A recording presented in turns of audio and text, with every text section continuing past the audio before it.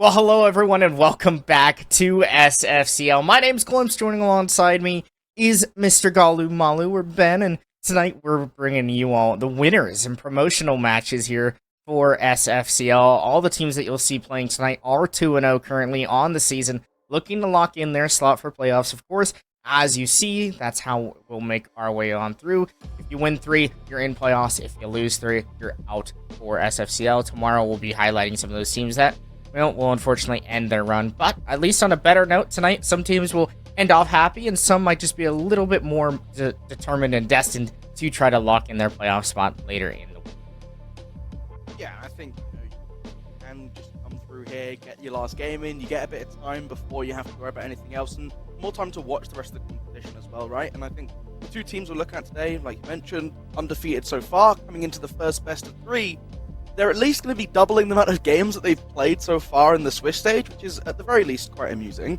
But I think both of them trying to come in strong, especially on their own maps that they're picking. We'll get to see a little bit more diversity, although both of these teams have shown us some slightly more interesting maps. I mean, especially leaning towards the HK Rebels, right? Already pulled out the skyscraper, so they've satisfied me already. Yeah, it's definitely been a solid, at least, season so far for the HK Rebels, but they may not have had as easy of a walkthrough as maybe Illness, or formerly known as Illness, now finally orged up and ready, primed and known as Orbit. This is their first time playing under the Orbit banner here in SFCL, so always exciting as ever to see them finally getting their opportunity to show some of the best in North America. But between these two rosters, nonetheless, they've got talent on both ends. There will be a sub for the HK Rebels, as you do have one body out, but here's the Orbit roster. CZ, Giddy, Wimpy, Arrow, and Anrio. They have looked dominant throughout the stage. Last week, they had BJL filling in for match number 2, who also played a very nice job on the entry, so it's nice to see that they have this seamless ability to slot someone into the roster and just be dominant nonetheless. Yeah, and also, like, you're looking at the round differential, right? They've dropped 3 rounds. That was both all of those 3 in their opening game, and it was against a team who since then haven't looked quite as good. So I think there's a good part of that is some rounds which just really went against them, where their opponents were very ready. They might not have been quite expecting the same sort of performance to be coming out, and once they just kind of adjusted to that, they were very good at shutting it down, and since then have looked unstoppable, right? 7-0 in their last game the other day. Again, they took against a team who people were kind of talking about, this could be a pretty decent roster. They completely put that to bed. Walked in, looked very clinical on the attacking half. And I think if you can look good on attacks, that's going to be the biggest thing, the biggest strength for a lot of these teams going forwards, just maintaining that prowessy. And I mean, you're looking at their attack win rate. 90% attacking rounds they've won. And a big thing I think that aided in those attacking wins was just their coordination in general for Orbit, right? Those 3-2-1 push executes that we saw last week, in which they dominated West Garfield Park with, who is a strong roster with a lot of strong gunners who all performed well, whether it's in Pro League or SCS. There were teams that, or players at least on that roster, that played well, but Orbit made them look a fool and completely wiped them out on Chalet. On the other end, though, the HK Rebels, their roster consists of some strong bodies as well. They've had some issues with some of their attacks stalling out, being a little slow, but slowly they've been able to get those better and better as they work their way up. Doug, who's often the star player, is not in play, at least for this first map. I don't know if there's a chance that he could be subbed in later on, but for this first match, for sure, we will not see Doug. Instead, you have Kosa. That is how you pronounce that. He's from South Africa, and he is a warlord at best, but still a very good player nonetheless to slot into the role that Doug plays. But the HK Rebels, like I said, only having a 40% attacker win rate compared to the dominant 90% that Orbit have. But still, their defenses are where they shine. So you've got a heavy defensive team versus a heavy offensive team. That's where things are going to clash. And whoever is just a little bit better than their opponent in that half will more than likely find themselves success here tonight.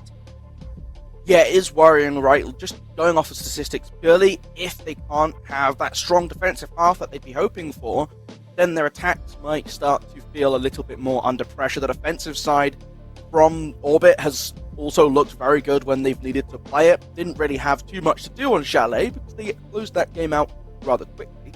Got on Oregon before. Pretty comfortable job of putting rounds away. The HK Rebels, for me, seeing them change their attacks and just have that sort of a little bit better coordination and catching these roamers off, If they can work on that, then I think we'll see a lot better progress from them. Orbit are going to be a bit of a challenge to be the team to try and work on catching players off on them. They've been very good about keeping themselves kind of alive and kind of safe in these rounds.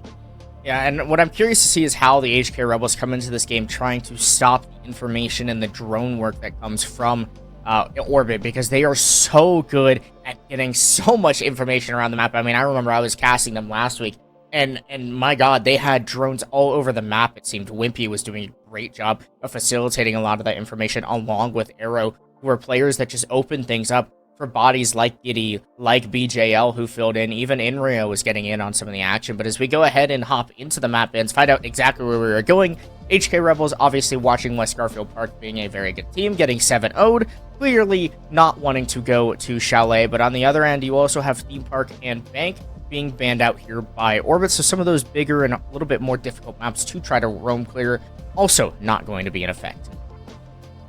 Yeah, I mean, I can't lie. Theme Park's been quite a fun one to watch this season so far. Every Theme Park game's been pretty entertaining at the very least. So seeing that gone, a bit of sadness. Skyscraper's still in the map now, so maybe we see HK Rebels take us back there.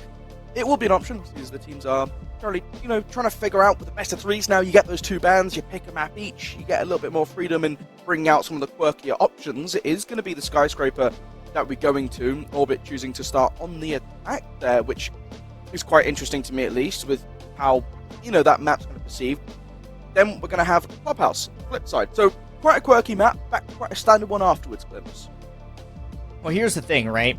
HK Rebels, they decided to pick Skyscraper. That's a map that they were pretty dominant against Method on last week, but still we'll have to see exactly how they're able to match up and pair up against the Orbit attack, which clearly they are very confident with, as they decided to elect to pick attack, which is not common on a map like Skyscraper. Typically, it runs to be a defensive-sided map, but clearly, Orbit are more than confident in their ability to make the attack work.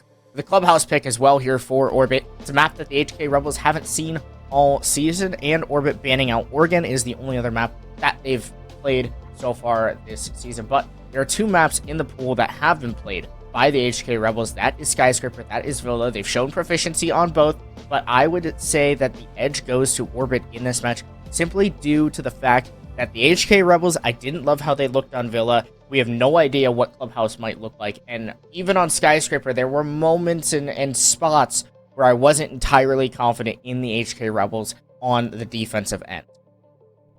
Just having a little bit of confirmation coming in, it is Orbit starting defense on Skyscraper.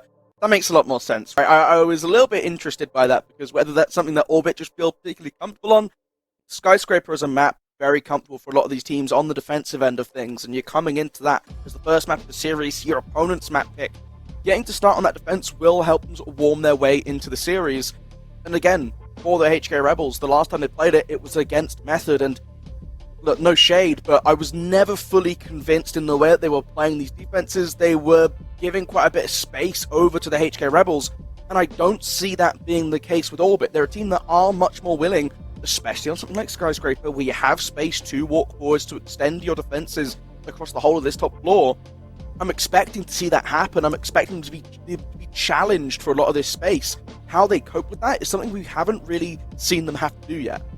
Yeah, and I'm curious on how both teams are going to counter out each other, right? There's certain things that you have to do to match your opponent's energy, whether it's on the attack or whether it's on the defense. For the HK Rebels, they have these really aggressive long roams, but also need to aid and facilitate in the information game against them, right? They need to worry about the information that Orbit bring. I keep trying to call them Illness. They are Org now, so Orbit, as they bring a lot of great information overall on their attacks. They're also rather aggressive on the entry, so I'm curious to see how they try to fight against the HK Rebels, who also have a very aggressive defensive setup. When it comes to the other end, both teams a little bit weaker on that side of things. We haven't seen too much HK Rebels attack, as they started on defense last week against Method on Villa or on Skyscraper as well. So I'm curious to see on how things might swap out for themselves when we get there. But they've got to watch for those 3-2-1 pushes that really are something that are just a staple, it seems,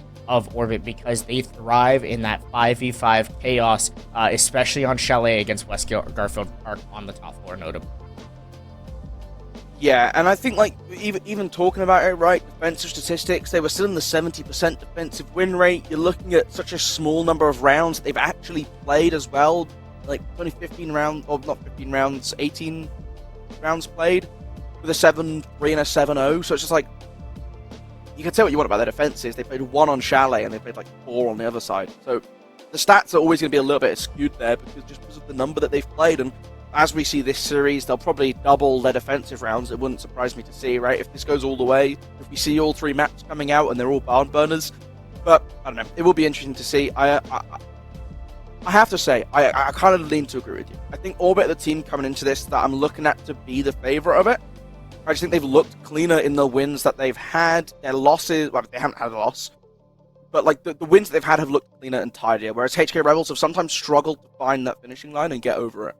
Yeah, they struggled against the McQueen's roster early in play day number 1, and that's a question mark because McQueen's have just not looked quite amazing throughout the season. It didn't seem like the team that we had seen going through and running through North American qualifiers and even the Blast Quals. They looked like a completely different roster. Obviously, a couple changes, bringing in Woos, bringing in Twist. That does change a couple things effectively when you go through, and you can tell that some of the mojo of that roster maybe quite isn't the same from what we saw. So the HK Rebels to struggle as much as they did, although they started off 5-1 on a great defensive half. It was that 1-5 attack that did concern me a little bit, and that's something I'm worried about going into if we do go all the way to map number 3. Have the HK Rebels taken the time in the last week to restructure how they play Villa? That's going to be a big story going into map number 3, should we get there. I even think the case is kind of worse for Villa than the scoreline suggests, right? Yeah, it was a 5-1. They got those 5 defensive round wins, which is great. But a lot of those rounds, they were in positions to lose it. Right? If you're coming in, they've lost 2 players on the row, maybe they get a kill back, and it's like a 4v3 on site, and they somehow manage to kind of pull things together. They get a scary play hiding inside a vault, and they get a double kill, and that really shifts the momentum around. I think a team like Orbit aren't going to give you the same opportunities that the McQueens will in terms of being able to find these picks, being able to find these ways back into rounds. They're a lot better at playing the late round tighter together, denying you these kind of creative or magical moments to pull off plays. If they lose that, the HK Rebels, that's another thing that's taken away from them. So we're not going to be starting there. That's obviously at the end of the night. To get there, they need to win either Skyscraper or Clubhouse. And whichever one of those comes first, I mean, Skyscraper's their map pick, right, Glimpse? That's the map you'd expect. In theory, they'll win Sky, Orbit will win Club, we'll get to see a nice little Villa. But things just have a wonderful way of not quite happening. Well, that's the idea for the HK Rebels, at least, right? If they want to start off strong here on their map pick of Sky. One body I would like to see step up from the Rebels' end is Vipoa. He's someone that's been rather quiet in the last couple matches that they played.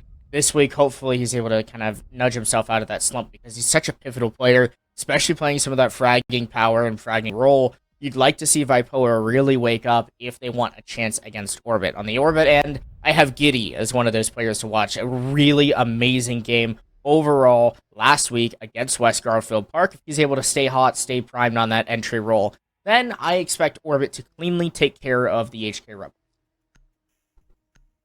Well, the ban phase, you know what, for a Skyscraper, this is pretty standard, right? The OSA, a lot of ability to influence some of these longer lines of sight. You're particularly looking at if you can walk in black stairs, or the black doorway, I should say, at the top of the staircase, when attacking onto T and Karaoke, and you just kind of take up so much space. You watch the long corridor, makes it very difficult for rotations coming through. This is a map where you often see those Monty bans come through, just because the ability to walk up with a shield and take that space forcibly can be quite an awkward corner to try and fight around on the defensive side of things. But the Monty's still available, not going to be immediately coming out, and maybe won't come out at all. But I do like the Ying as well. I think Ying makes a lot of sense. You just... Those Candelas are so frustrating to play against, Mason, and you're trying to hold something like Geisha, and they just throw the Candelas in, you're completely blind, they can really push on in. Makes sense, you want to get rid of it against Orbit, who are very good at pushing in on that time frame. Yeah, previously, we've seen some Ying bans actually coming from Orbit, so now that Operator, obviously, being up and alive, could be something that the HK Rebels could take advantage of, but obviously it is banned by them, so my bad, I completely missed the fact that they had banned out the Ying. Overall, though, Orbit banning out the Osa is a strong operator as well that is typically used for a heavy top black take. That's what we see a lot of teams elect to do nowadays on that T karaoke site, just because it is so easy to extend so far, so deep into the objective, and well, we'll have to see exactly how things pan out on that. Immediately, just again, doing what you'd kind of expect on the defense here. Just taking up a fair bit of space, extending across the rest of this top floor. They got the Frost to be that sort of annoyance, right? You got to watch out when jumping in those windows. Windows quite commonly spread out around, and you can see the ping already coming on to the first of those welcome mats. If they want to jump on into Samurai, have to be a little bit careful below. Immediately dealt with those. There's no one in the close proximity here, Mason. They can kind of walk in pretty freely and take the first part of this space. Imrio using those keepers to prevent the single wall in office from being breached just yet. It's going to have to try and fall away. He gets taking a little bit of damage, but doing it back onto Vipoa in pretty even amounts as well. They can be pretty happy with this, especially if you get a kill out of it. Yeah, getting that opener is giddy, and that's one of the bodies, yet again, that I said is a highlight player for Orbit. Vipoa already starting off quiet. No grenades left here for the HK Rebels to try to brute force their way through on this heavy extension that's come from Orbit, as, well, things have slowed down in the round now. Orbit has fallen back, at least towards the terrace and top of Drum, and as well, the HK Rebels, they're slowly making their way forward. Burnt Turkey taking matters into his own hands on the entry roll. He's already used a couple of those Selmas to help his team get into the site, but you'd still like to see one more of those used to help get into the back of T inside of Gold. Yet to do so, though, as the HK Rebels have slowed down yet again, trying to recollect their thoughts, re-drone, and find out exactly where these Orbit defenders have rotated to. Yeah, it's also still got the rotation in there, so that's something that you can kind of use. You don't necessarily need to rely on the ability to hard breach it if you can jump through before they hold it off. A bit of a stall out here, though, as Orbit have sort of keeped things up, reset their positions, and are very comfortable to wait for HK Rebels to make the next move. You can see the Reterras coming in, trying to find some form of utility, but have to jump it onto the wall, fearing that the Frost are going to shoot it out. Imrio using the opportunity, though, still undealt with the top of Drum, to swing and get the pick onto Kosa. CZ grabbing, falling in the background. Aero just putting aggressively. Right is able to shut that down, though. So things, after a bit of burst of action, will slow down. Still Burnt Turkey over towards the T door, still playing by Shrine, looking for Wimpy. In close proximity, the swings will be met, but immediately shut down. Imrio still in this position, gonna start to fall back towards his teammate, but Rai in the back of Geisha just completely shuts things down. A triple on the round, another plant is going down in T. Aero at the top of Black Stairs has to try and cross, but Rai to make it a quad in the opening round of the game is watching the corridor like a hawk.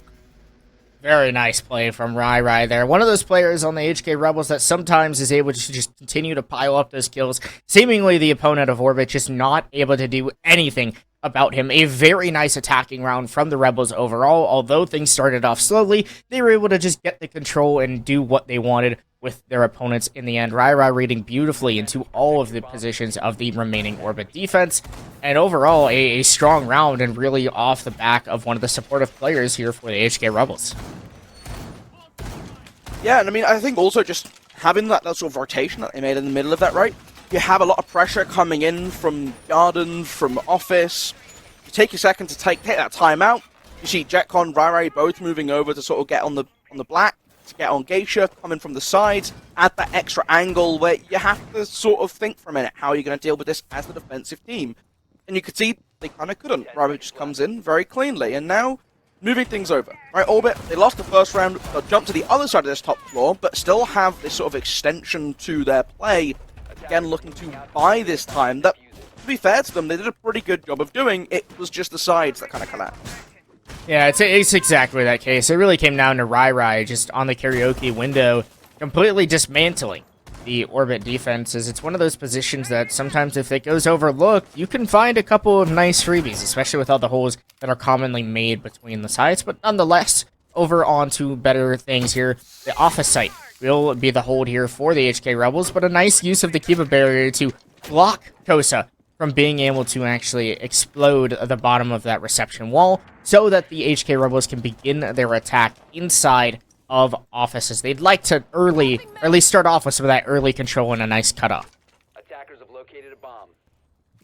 Well, now it's just a little bit of a slower start. The Kiva put down on the window will give the noise to Gitty going down, but the explosive being used to try and start opening up this wall. The trick comes through, though. Mason, he found a spot to put it down that couldn't be seen from the window. Get out an exothermic charge. Yeah, they got the main breach open thanks to Burnt Turkey being on that ace. It's not an ideal start to the round, though, to lose the first of those charges. You're going to have to find a way to either use a second explosive down below, or when you get that control, the Rotero drones now trying to force a little bit of space over towards Shrine as well. But they got to be careful, because there's still the bandit lurking around inside a drum, will be spotted out on that first drone, though. What's the move from HK Rebels to try and root out this position? Yeah, Giddy seems to be just primed and ready, trying to focus on where the HK Rebels are coming from. A C4 in hand will go through, not to find anyone, though, as the HK Rebels have vacated that current spot. Still a 5v5, and 2's with Burnt Turkey. Able to get the opener on to Giddy. You'd like to see that. JetCon also finds 2 as well. So things all of a sudden not in good arms here for Orbit, as they've lost more bodies than not. As Burnt Turkey and the rest of the HK Rebels begin to prime and ready their attack deep. They've taken in through Dragon, trying to find these last 2 defenders. Arrow still behind the minibar, in a vulnerable position, has to fight for his life as Rai still works to get this reception wall open, which finally, although it's taken all round, is complete. And now with good information coming from those Rotero drones, the HK Rebels can just isolate these defenders and go for the entry. They're trying to find a way to rotate out. Drum door is being watched carefully by Poa, maybe spotting the opening, taking the opportunity to walk into reception, met by Rai as well through the breach. Remember, it's Burnt Turkey who has that diffuser, so in a bit of an awkward position, but Rai finds the first onto Imrio. Arrow throwing out that C4 to try and find something, but not going to be rewarded for the efforts. The diffuser going down while every angle being watched gets one onto Rai, aware of some possible pressure being coming in from Drum. The diffuser is finished. It's the long angle by JetCon, just holding it carefully on the doorway that gets the final kill. And once again, HK Rebels having this slow build-up into the round, but they just find all the kills that they need to. Yeah, they really take their time. Nice and slow going is the HK Rebels, but eventually they end up getting the wheels, finally start to turn on the train, and they're running it right now against Orbit, who have looked a little worse for wear on the defensive end. The HK Rebels just seem to have control of the map no matter where they want to go, and Orbit has no answer, at least just as of yet, as the Rebels have looked more dominant, at least early on. They're able to find the picks that they need. There's no refrags coming through from Orbit. They've been cut off in so many of the angles, and the HK Rebels just continue to be dominant in that information game. And this is where it gets a little bit difficult, right? Which is like, what is the approach you have to come from here from Orbit? You think about their first round, they kind of played it well, right? They had a bit of pressure over on the far side by Office and Exhibition. They fell back away. They got the opening pick onto Viper, thanks to Gitty just landing the long shot on that sort of angle that they were going back and forth, contesting each other on. And it just kind of came down to Rai coming in through Geisha. If they have something else to prepare themselves on the backside. CZ on this Frost, I'm expecting to put a mat down there. They had the Frost before, so was that a mat in play before? I don't know if they were expecting that sort of long rotation to come through. So all 3 down, doesn't look like one's been put over by Geisha. Still these players down underneath house, just to kind of wait. HK Rebels, I'd expect them to go for a very similar sort of play. They have a similar lineup, although notably no Flores this time. So the shield on Shrine, the Keepers that get deployed as the round goes on, will be a little bit more troublesome for them to deal with. Oh, a nice opener there for Gideon. He's able to spot the buck of Kosa through the floor. Not so great in his SFCL debut so far, starting off 0-3. Just been put in some of those positions or trying to find some of those kills and hasn't had some of that extra information to help him out. But nonetheless, the HK Rebels have still found success even without that player. Burnt Turkey simply tries to hop on through. A nice bait and switch from Vipoa, though, as he's able to find the headshot onto Inrio. That's what you like to see. Nice team play, although Giddy is Burnt Turkey rather, is brought down to 1 HP. You still have plenty of more HK Rebels in the fact that you have those hard breach gadgets available. But then, as I say something, CZ is able to find the legs of Burnt Turkey and closes things out. There goes the hard breacher for the Rebels. It's going to be much more difficult to try to brute force your way in through this site. Yeah, when you get taken down that low, that's fine. You're still alive. You got to remember that you have to stay that way. You have to stay alive. And, well, Burnt Turkey not able to do that this time around. Wonder how they're going to deal with this deployable shield now. Using the ADSs to try and deny any of these ADSs, but just going to completely lead to a triple lineup, Mason. They've all walked into the doorway at the same time. I mean, okay, it's a double lineup with a kill beforehand, but like, you lined up CZ there. That's another 4K this game, by the way. Second player to get a 4K in 3 rounds.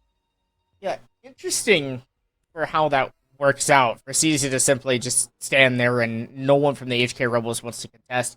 It just seemed like a little bit of a weird round overall. It started with the initial losing that opening pick to the player inside of reception, and then things just whittled out for the HK Rebels. They just could never get something going, which is something that they were very good at in the first 2 rounds. They just haven't been able to get that traction, at least in the last round. But still, nonetheless, Orbit, they'll go to barbecue this time around, not too confident in their office defense. I think that's the right call. I actually like how barbecue plays out, and I think it'll be a little bit better for Orbit. There's less cutoffs that the HK Rebels can hold as Orbit retracts their roam. And also, I want to see more aggression from Orbit, just like in that previous round, trying to dwindle down these numbers from the HK Rebels, who are so good at trying to go for those late round 5-man executes. We'll have to see. First time going underneath as well, so that's always a little bit of fun. Pretty standard sort of setup to hold. Jetcon on this Flores, I think, will be quite important, again, just for shutting down some of these positions that are being set up. We've got coming in as well, just looking to play towards that sustained game. Always going to be fun to see. There's back again by that window. Maybe not getting as close to it this time as in the past, though. Hasn't really seemed to be in the sort of play that's been working out for him on a personal level. Now, just again, opening up that breach very early on, give them that access in towards the site. And look, it's a bit like karaoke, where you're trying to clear out above.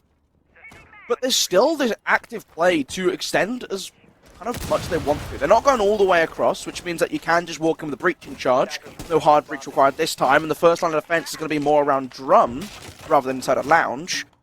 But still, in this position, again, that we saw them last round kind of struggle to break, it's Imrio, not CZ this time, so maybe that's some form of relief for them.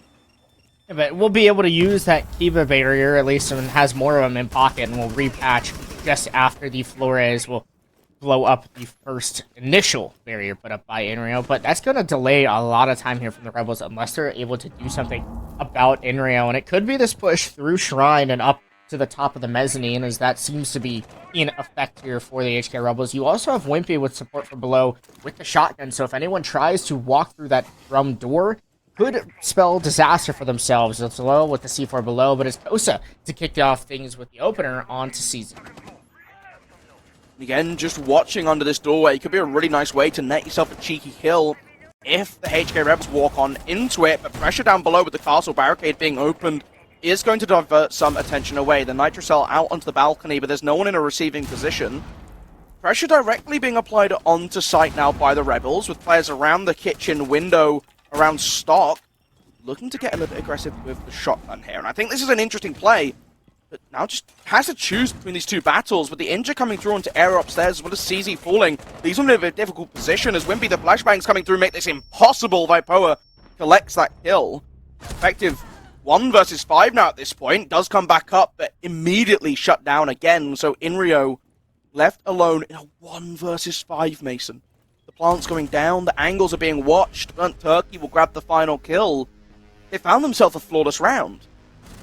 Well, and that really came off of the HK Rebels just taking the ground that they wanted and Orbit kind of giving it to them. And in reality, there was no team play from Orbit to stop the HK Rebels from getting that necessary ground that they desired. You saw them. They got the Geisha wall open and forced all of Orbit out. Once they had that information, once they knew that Geisha had been evicted, they just decided to go for the bomb site. We don't need any more of the top floor, says the HK Rebels. They don't want any of that extra control. They just go for the dive right into the bomb site through delivery. A nice flash and team swing here from Vipoa to be able to kill off that final player inside. And overall, a nice round from the HK Rebels as they look really strong on attack. Something that we haven't been able to say through the first 2 weeks or first 2 days of play.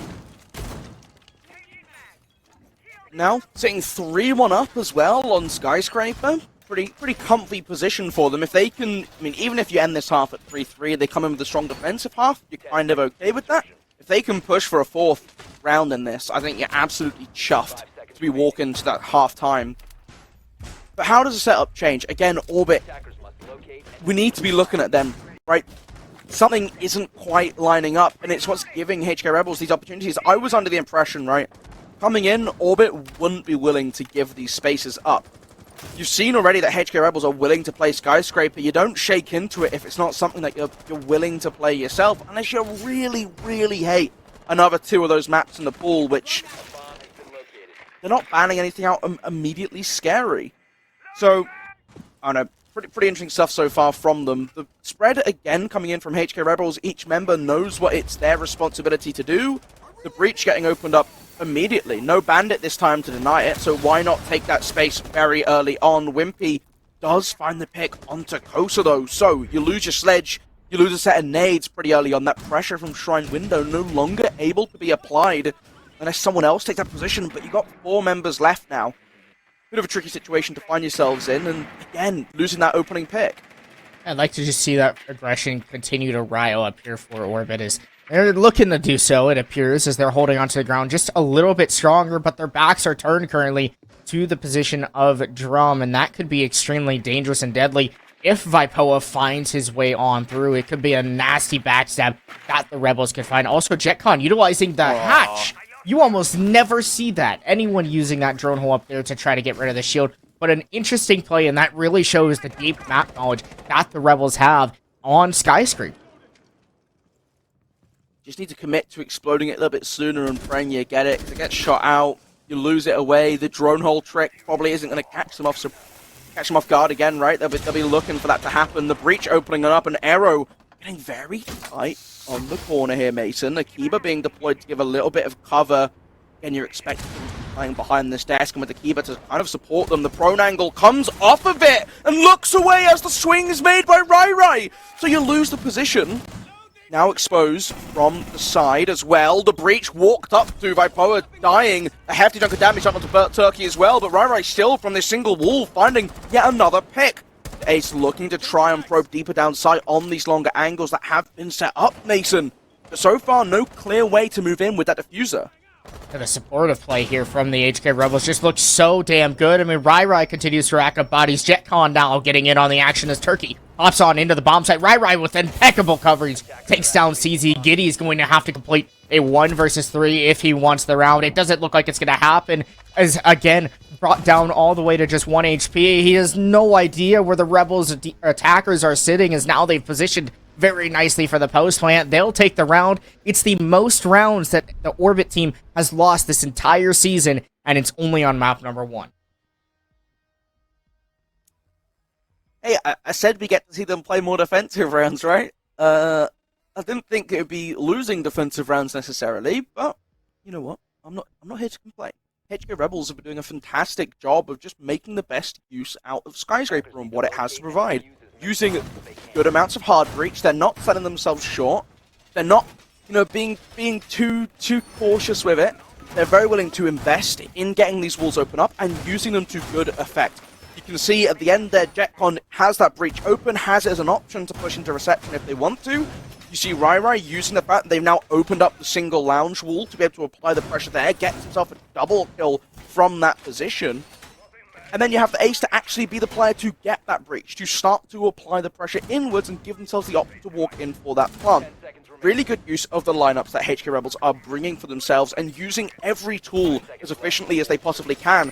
Even though they're losing members kind of early in these rounds, you're down a set of nades a lot of the time, they're finding ways to make up for that deficit, and that's what's turning the tides of these rounds. Just consistent good use of utility.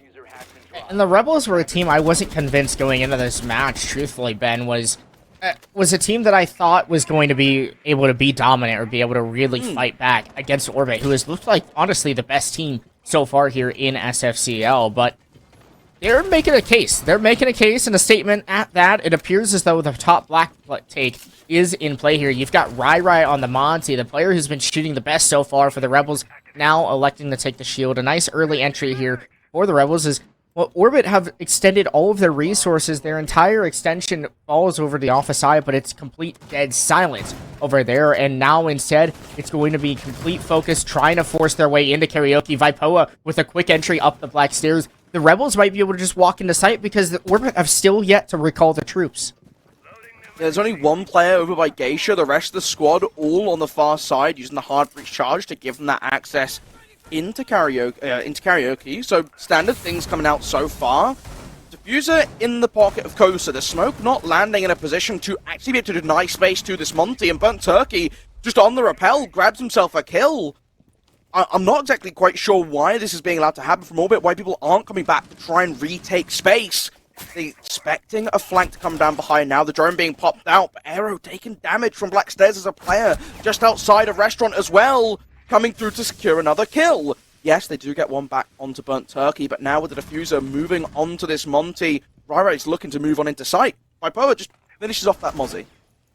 Yeah, bodies getting picked left and right here for Orbit as now the plant begins to come through. A nice pre-fire from Inrio as he's able to take down Vipoa. Would chuck the impact at Ryrai, but that's out of spite. The Diffuser's gone down. Kosa, though, tagged in the feet. Ryrai taking so much damage from the heavy fumes of the smoke grenade. JetCon is going to have to do wonders here on this Karaoke Repel. Ryrai falls now to the aggression. JetCon's going to have to swing through. He's not going to be able to make anything work unless he finds this floor bang. It's not going to happen. A sprint up the black stairs won't come through. A 3 versus 1 defuse here for Orbit as they cover nicely. HK Rebels just not quite in the best post-plant positions. Yeah, that can happen sometimes, right? If you overinvest on getting into sight early on, people eventually coming back for the side of Orbit.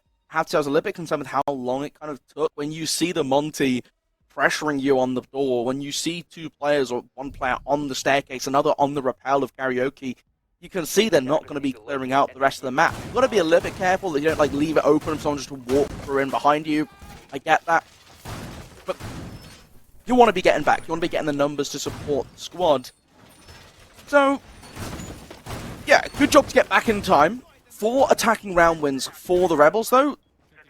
I'm sure they're happy with that. Maybe they feel like they could have had more. Maybe they feel like they should have had more. But you're coming into Skyscraper, it's your map, start off with 4 attacking round wins, and 4 attacking round wins where you look pretty solid. I'd say only one of those attacks looked like they probably shouldn't have won it. The other 3, very comfortable wins for them, where they were just dominating their opponent.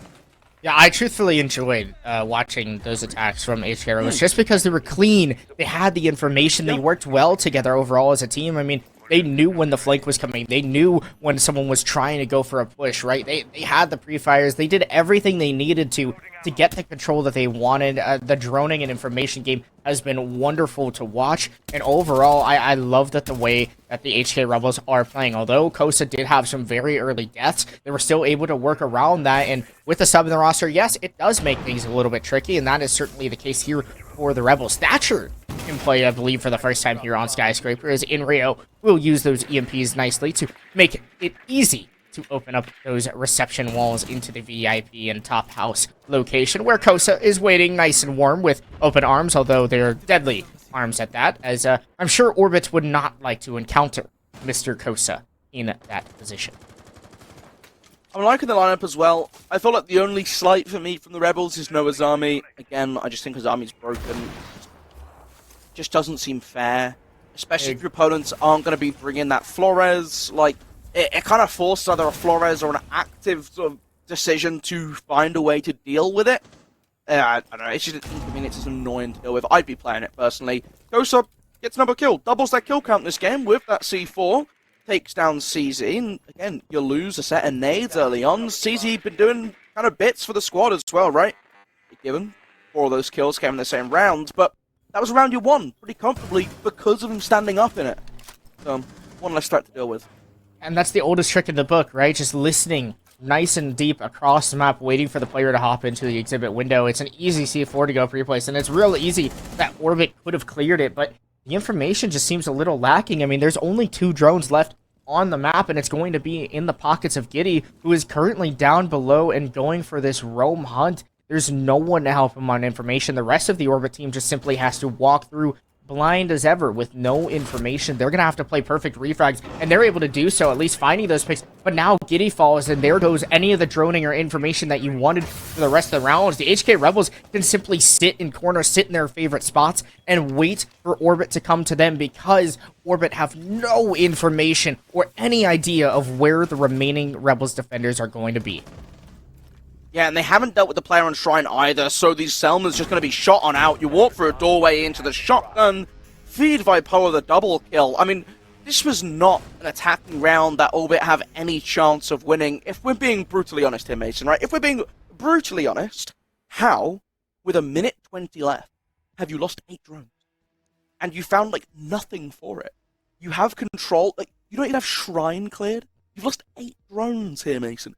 8 drones! Well, and what I want to say is the Mute Mozzie play here from the Rebels, I think, is kind of one of those reasons why so many of those drones were lost, because it forces you to go through certain choke points with the drones, through certain areas, right? Maybe taking the risk trying to jump, or maybe you have to sack a drone or two.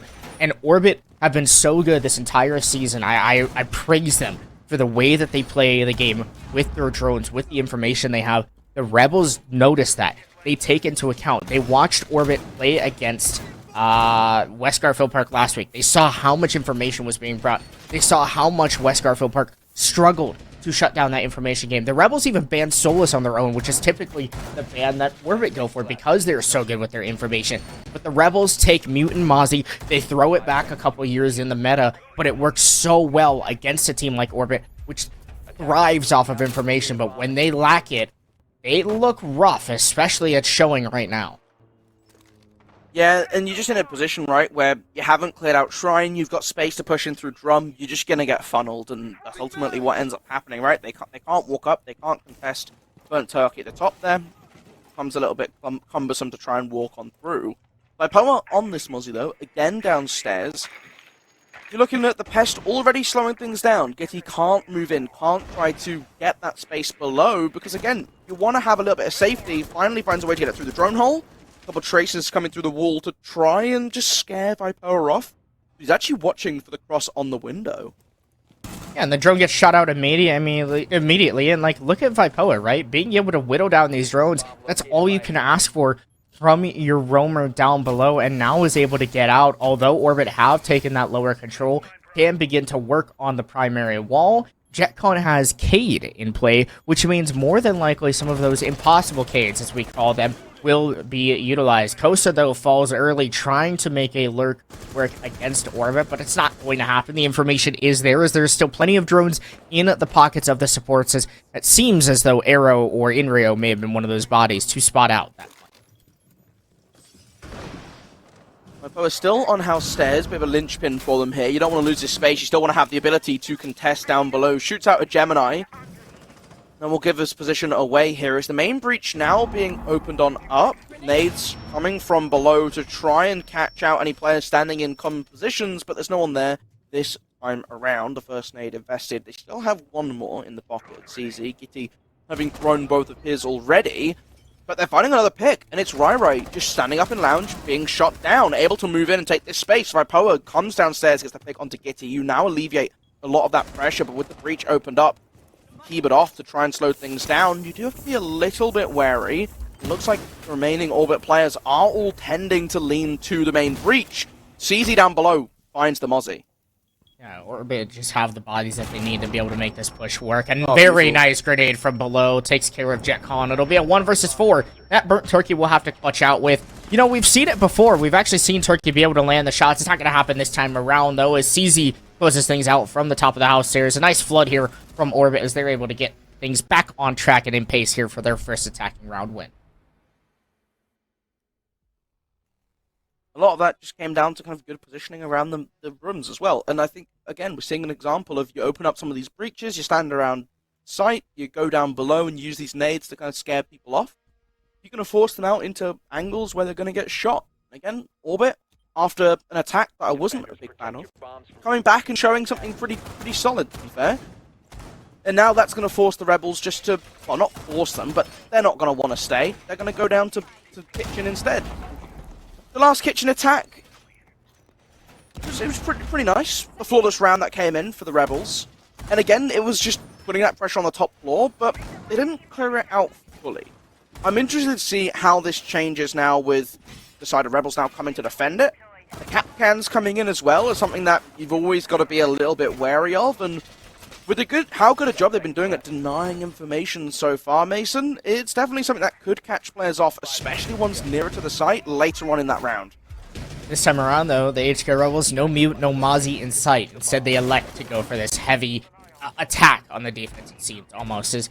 That's kind of what they did last week when they played on Skyscraper against Method towards the tail end of the week.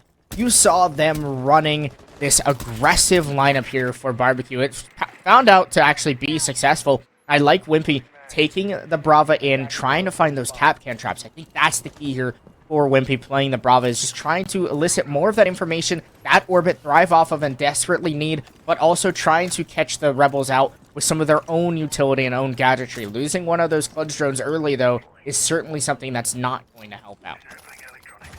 Nice little claymore on both sides of the window, so you jump out, you can't impact one side and be safe, you can't jump out and shoot one side and be safe. That's a way just to kind of guarantee it. The drone coming in. What is Wimpy going to find? Nothing so far. In fact, he's going to find a couple of bullets. First, those clutch drones going to be shot out, using the nade to clear out the door. Doesn't clear out the door. It clears out the barbed wire, so when you want to walk on in, you can do so pretty swiftly.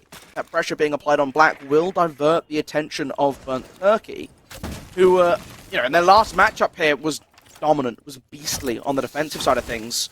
So giving this player more things to think about, more concern, is going to help.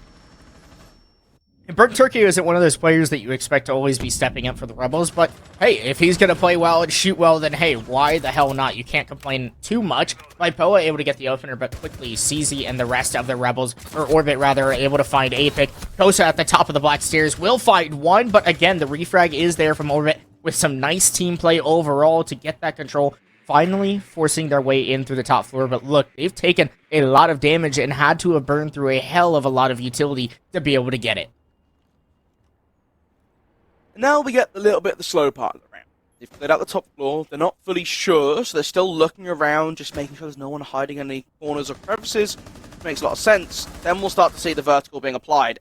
That's because there wasn't someone cleared out from upstairs. Still have Vipoa trying to skirt back the site, takes a lot of damage. Because it's through walls, they're not going to be completely sure about that, but at least he's gone for the time being, and they can start to look at what verticality left they have for options. One breaching charge in the pocket of Gitty is all that's realistically going to be able to use. You could use an exothermic charge, but it's not really that feasible, right? It's just going to get shot out if there's anyone nearby.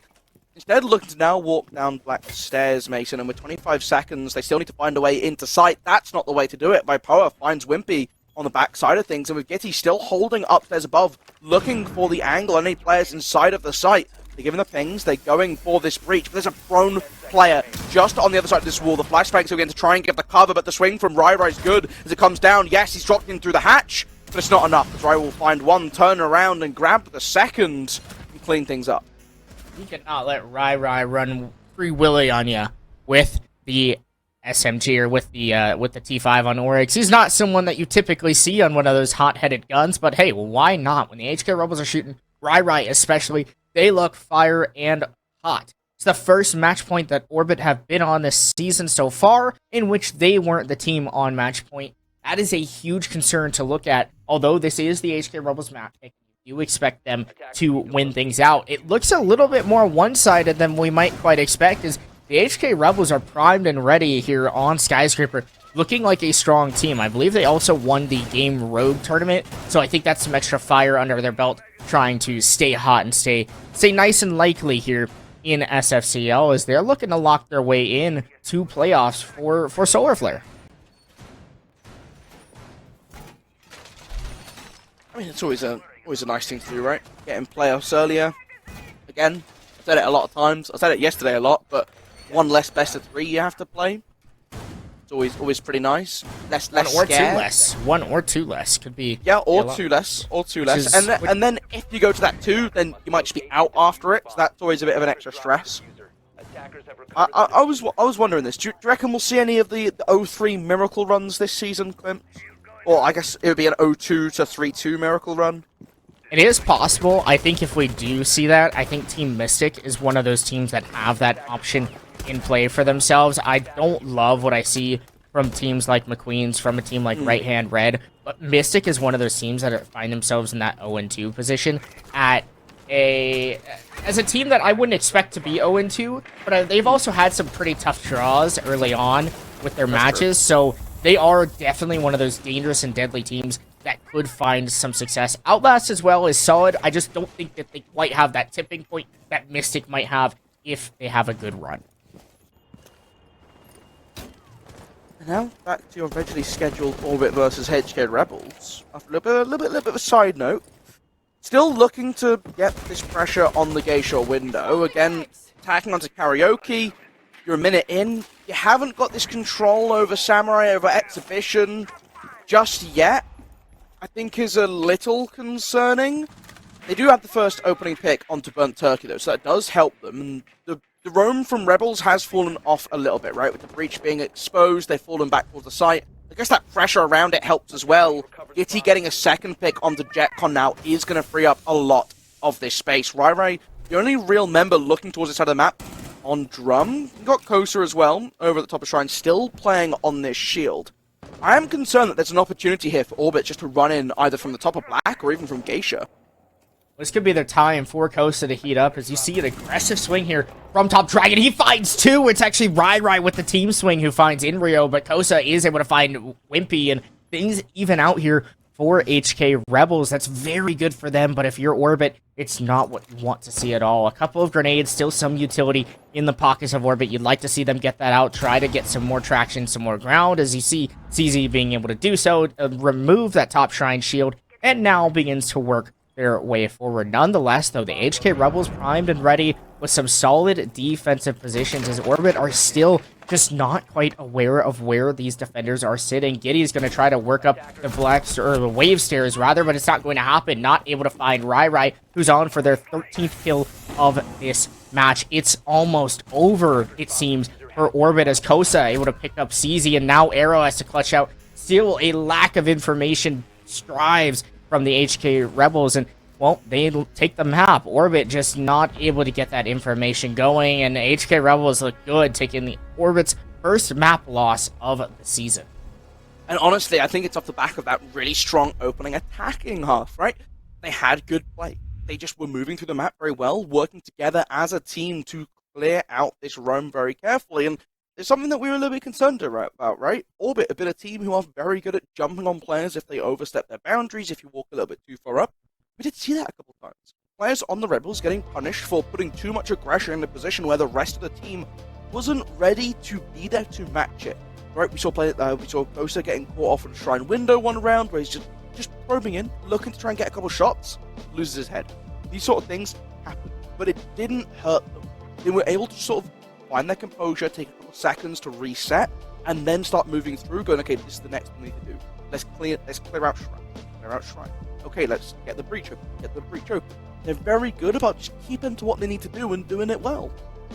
Yeah, they keep pace, seemingly, as the HK Rebels. They have this nice order of operations, and I got the privilege to talk with Doug a little bit last week in his interview. He was talking about how they were looking a little rough on Skyscraper, at least in the past couple matches they had played, but then things started to bounce back for them once they beat Method, once they played well in the Game Rogue tournament, and now here on Skyscraper in their promotion match, take down Orbit, who has looked like one of the better teams and bigger teams to beat here in SFCL. Nonetheless, though, a very good map from the HK Rebels. I think it's just one of those that Orbit won't practice as well, or maybe went to this match a little too confident on against the Rebels, who seemingly cleaned up house, cleaned up shop. Is Skyscraper is a map I wouldn't want to take HK Rebels to going into the future, whether that's playoffs, whether that's throughout the rest of the stage, depending on the result of this map or the series.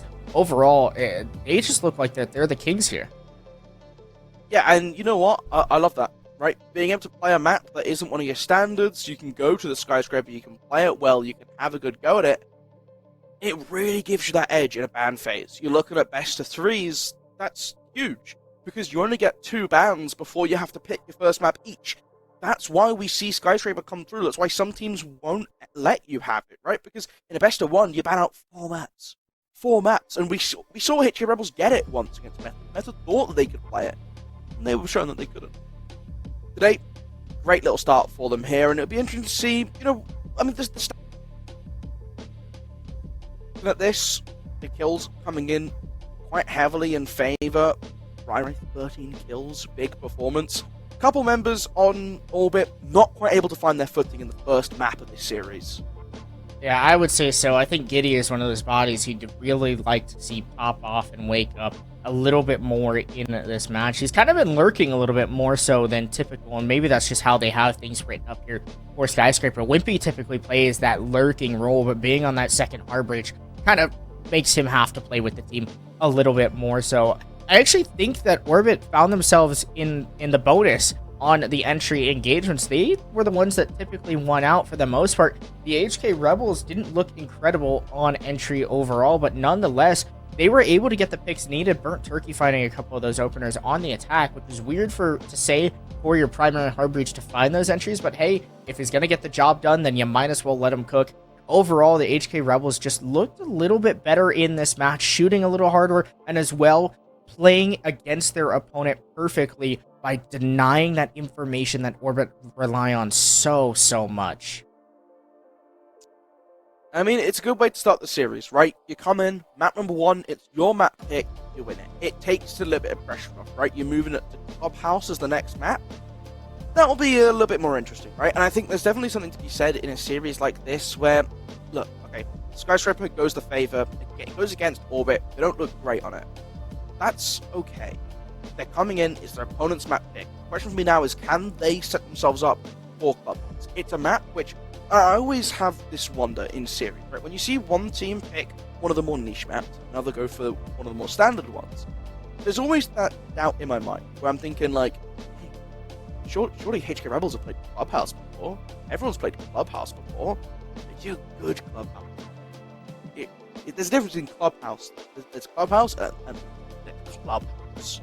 Now, if Orbit can bring the second one, if they can come out really strong, they know the map very well, we see ourselves going to that 1-1, everything we said at the start about Villa is still a concern we have. Seeing good success in Skyscraper doesn't necessarily translate to another map. Yeah, we'll have to see exactly how everything pans out going into Clubhouse, but we'll let the teams talk things out. We'll also go ahead and take a nice little break, and we'll be back in just a couple minutes with map number 2, Clubhouse, underway. Just a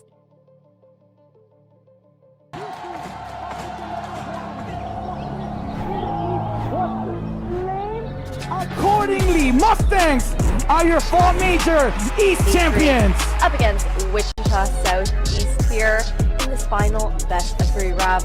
The winner takes it all the way to nationals, opportunity at a shot of some of the scholarship prizing.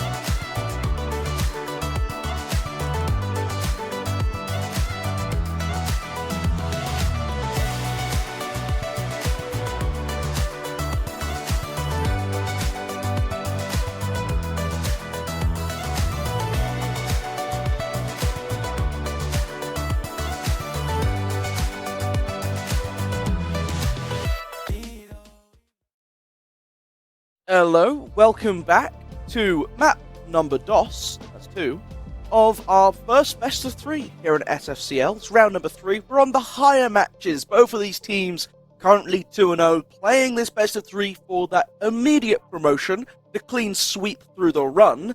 Map number 1, we had Skyscraper. We got treated to another beautiful little Skyscraper display. It was HK Rebels' map, and they won it. So now, we're moving next into Clubhouse, Orbit's domain. Can Orbit win it out? Are HK Rebels going to 2-0 the series? Is Villa needed to separate these teams?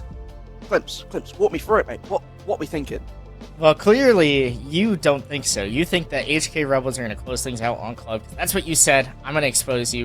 You're going to expose me like that? You're going to expose me like that? Absolutely. I'm leaking the DMs. And instead of the DMs, it's just the chat that we had for like 2 minutes in between. But you personally think that the HK Rebels are going to close things out 2-0 so that you can go back and play, what was it? I can't remember.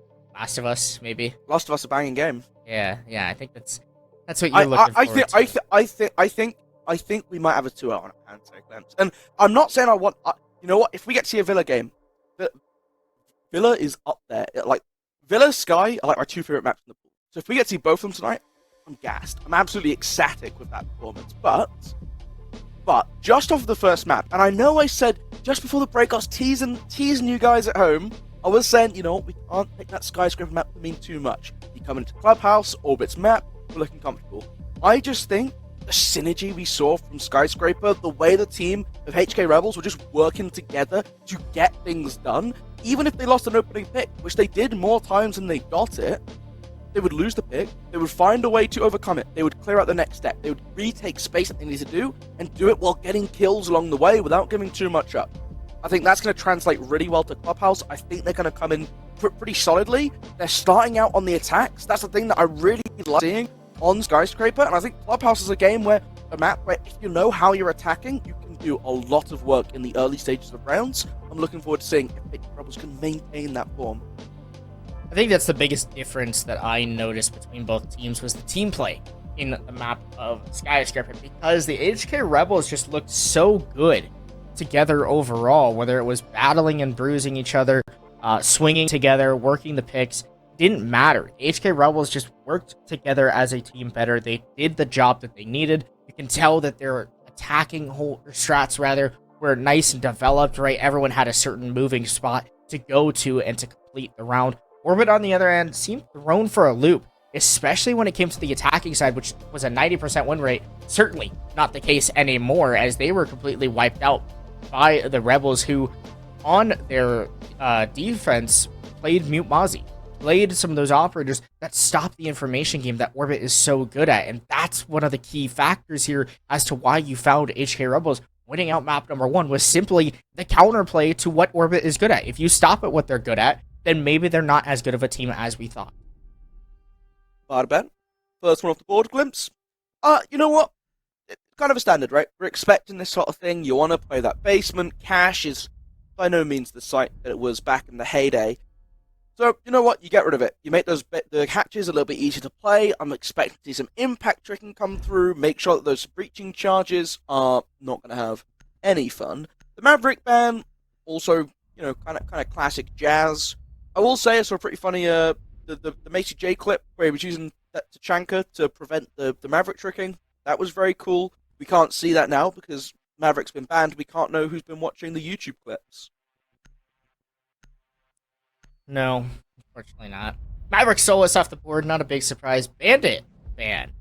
Not your everyday typical defensive ban, but sometimes you do see it here and there on a map like Clubhouse, which relies a lot on the bandit trick. Clearly, it's something that either the HK Rebels don't feel confident in being able to deal with and take care of, or it's just more of a, hey, listen, we could deal with it, but it might make our lives easier to not have to go through and worry about the bandit trick. Nonetheless, though, this should be a more difficult attacking half with the loss of Habana, with the loss of Maverick, and you'll see Orbit stick this Thermite Ace combo for most of the rest of the series. Yeah, I mean, the Bandit ban, right, we saw Gitty rocking Bandit quite a bit on their opening half of Skyscraper. There was a couple times where the tricking kind of did have that impact, right? We saw one round, we saw Kosa getting caught out. He was trying to go underneath, go prone and buck out the Bandit. and got killed to it. The previous round, they used the Zofia launcher to try and blow up the ground. They blew up the ground and it still got tricked away. So I think, when that happens and you go into Clubhouse, which is a map much more kind of well-known, not well-known, but much more classic to see the bandit tricking come in. You're looking over the construction, the cache walls, you're looking at jacuzzi walls, all that jazz makes a lot more sense. So I kind of get it. I think it's a pretty interesting ban.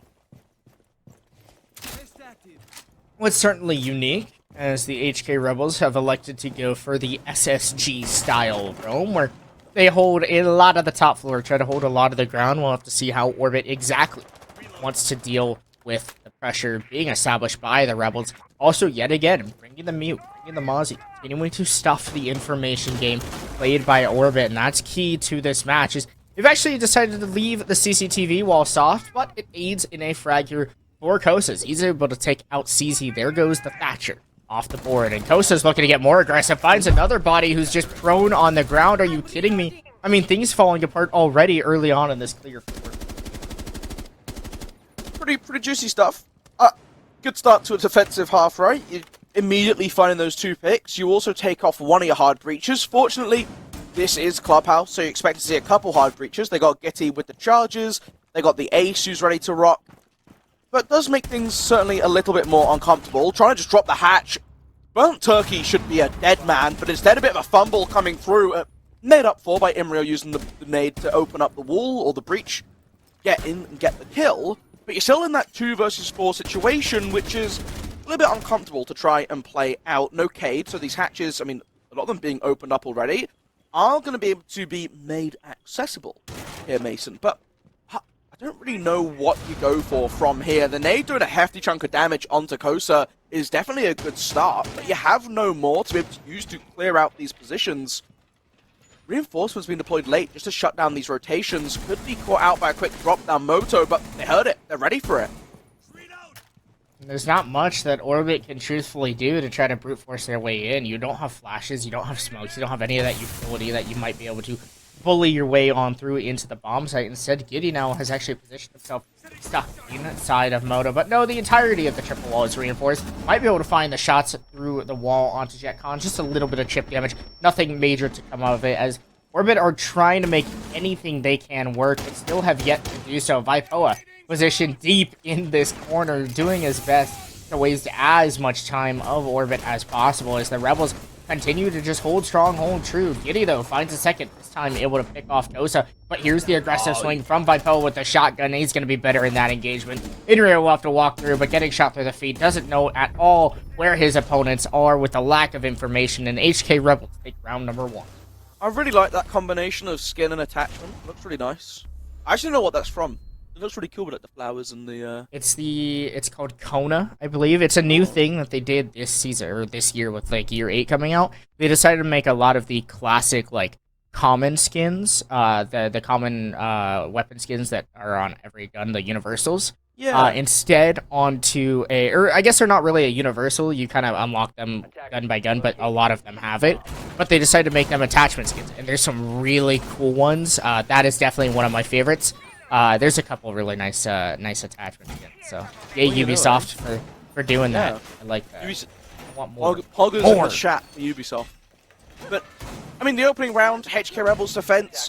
When you get 2 opening picks, it's going to be pretty comfortable holding that basement, right? And especially when you get that 3rd one, by just having Burnt Turkey just turn around and just clap Wimpy. So 2 versus 4, they did a good job to get downstairs, get to the bottom floor, start to play out on these doorways. Ultimately, very appropriately dealt with from the side of the Rebels. And now we're going upstairs from the basement to the top. It's going to be gym. It's going to be master bedroom. And again, a pretty expected hold coming out from the Rebels. Nothing too unusual in the lineups. You even got the mirror, which I love to see. Big fan of the mirror, but using that to try and control some of these longer lines of sight, which are available towards the construction windows and across over towards the main balcony windows as well. Again, plenty of hard breach to get open the bountiful number of walls that have been reinforced across the whole of this top floor. It's all going to be starting by clearing out server. You want to just make sure you're not going to get peeked at from that window. the Ella play is interesting, but Inrio kicking off the opener, bringing down the Ella, lurking down below. A nice lurk play through the bottom lounge area, and trying to now make his way up the red stairs. Vipoa, though, hitting his shots tonight as he continues to heat up, able to take down Inrio, but is cut off from the floor holes below. A nice job by Orbit to deal with some of the early roam pressure here of HK Rebels, as the extension into CCTV has not been the most efficient, most proficient that the HK Rebels might prefer. Claymore's been dropped down on the windows. Now that they have that control of server and cache side, they don't have to worry about being shot out from server window. They can start to apply a little bit of pressure onto the gym window. Right in the middle of the site is playing around the mattress and will have to be careful when construction starts to get moved on through. But for now, Burnt Turkey in this close position on the door is doing that job of making sure Rai is safe and covered. Question is there that support coming in from logistics? It looked to me like Jetcon wasn't playing it particularly aggressively, and the mirror window being pinged out. There's no one kind of actively around it, although it looks like he might have skirted back towards that position now just to give out some assistance. Oh, what a shot. That completely slows things down. Wow. This is the nice information game I like to see from Orbit, where they take their time, they drone, look at how many they still have up on the board. They seemingly know where all of the Rebels are positioned and playing. Able to bait out perfectly some of the positions. Arrow, it takes down Rai. Jetcon off to clutch a 1 versus 4 from inside of logistics, and it still seems like that Orbit are just completely aware of where Jetcon is. I mean, you have this CZ, Thatcher holding the deep angle. You also have the rest of the players swarming in towards Logi. Jetcon will land a nice headshot on Nagiti, but still has to find 4 or 3 more of the Orbit attackers on just 1 HP. It doesn't look like it's something that's going to be able to happen, as look at the amazing post-plant positions established here by Orbit. A nice swing by Wimpy will finish off Jetcon and win the round here for Orbit. Yeah, and again, it's just a case of, like you mentioned, good use of information. They're moving through, they're finding what they need to get. And as they're pushing forwards, they're finding the kills. They're using good coverage to make sure they catch players off on their fall-off angles. Gitty using a nade to try and open up a bit of that gym floor, and then holding that angle, hearing, oh wait, he's not in this position, but he is on the rotate. So if I watch it, eventually he has to come back for it, and that's when you catch him up. It works perfectly out for them. And Orbit just coming in, getting these openings, big change up in the round, and what they're able to do with the information, with the drones, with utility from that point onwards. So if they can keep up this form of not losing these initial opening picks, they can stay alive a little bit longer, I think it's going to do wonders for them. Back again onto this site, and what's really intriguing me here, Clemps, Wimpy keeps grabbing this Capital. Keeps grabbing it. And they see it's Jim, and they change it off again. What? Is this expecting CCTV? Is this for clearing out garage? I want to know badly. That's my guess, but the thing is typically you see the Capital used for countering the bandit trick, but there is no bandit. At least in this match, as the HK Rebels bandit out, so I'm not entirely sure why Wimpy is highlighting. Does he just like man it? with the para? Is he just toying with me? Is he just ruining with messing with my emotions? I hope he keeps toying with your emotions and continues to just make you really wonder for the rest of the night. They're gonna start hovering like the Blitz and making me really excited and then changing it off last second. People did that with Tachanka. Dude, people doing that with Tachanka annoys me as well. We're like sick, but they're like, oh, we're bringing Tachanka, haha. No, we're not. It's like, guys, come on, just bring the Lord. Exactly, it's toxic. Quick progress. We don't like to see that. Quick progress and get a jacuzzi breach open. Nice to see.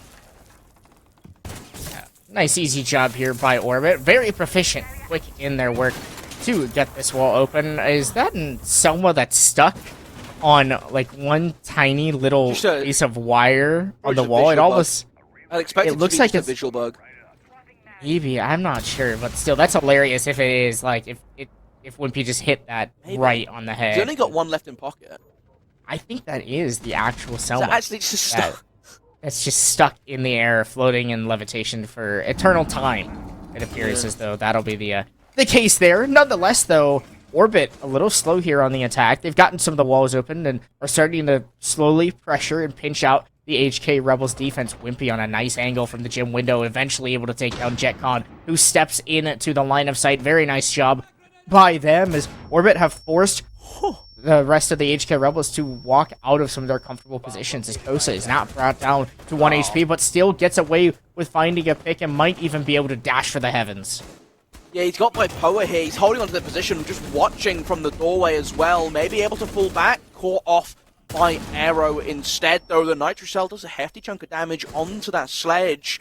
They're still up and alive. Both of those nades already used, so the best part of the utility already gone. Another frag going in favor of Orbit. They're able to trade this one out pretty quickly. Bipoa falling back into construction, now playing tight on this window, so anyone that jumps out of server maybe went with a bit of a nasty surprise here, Mason.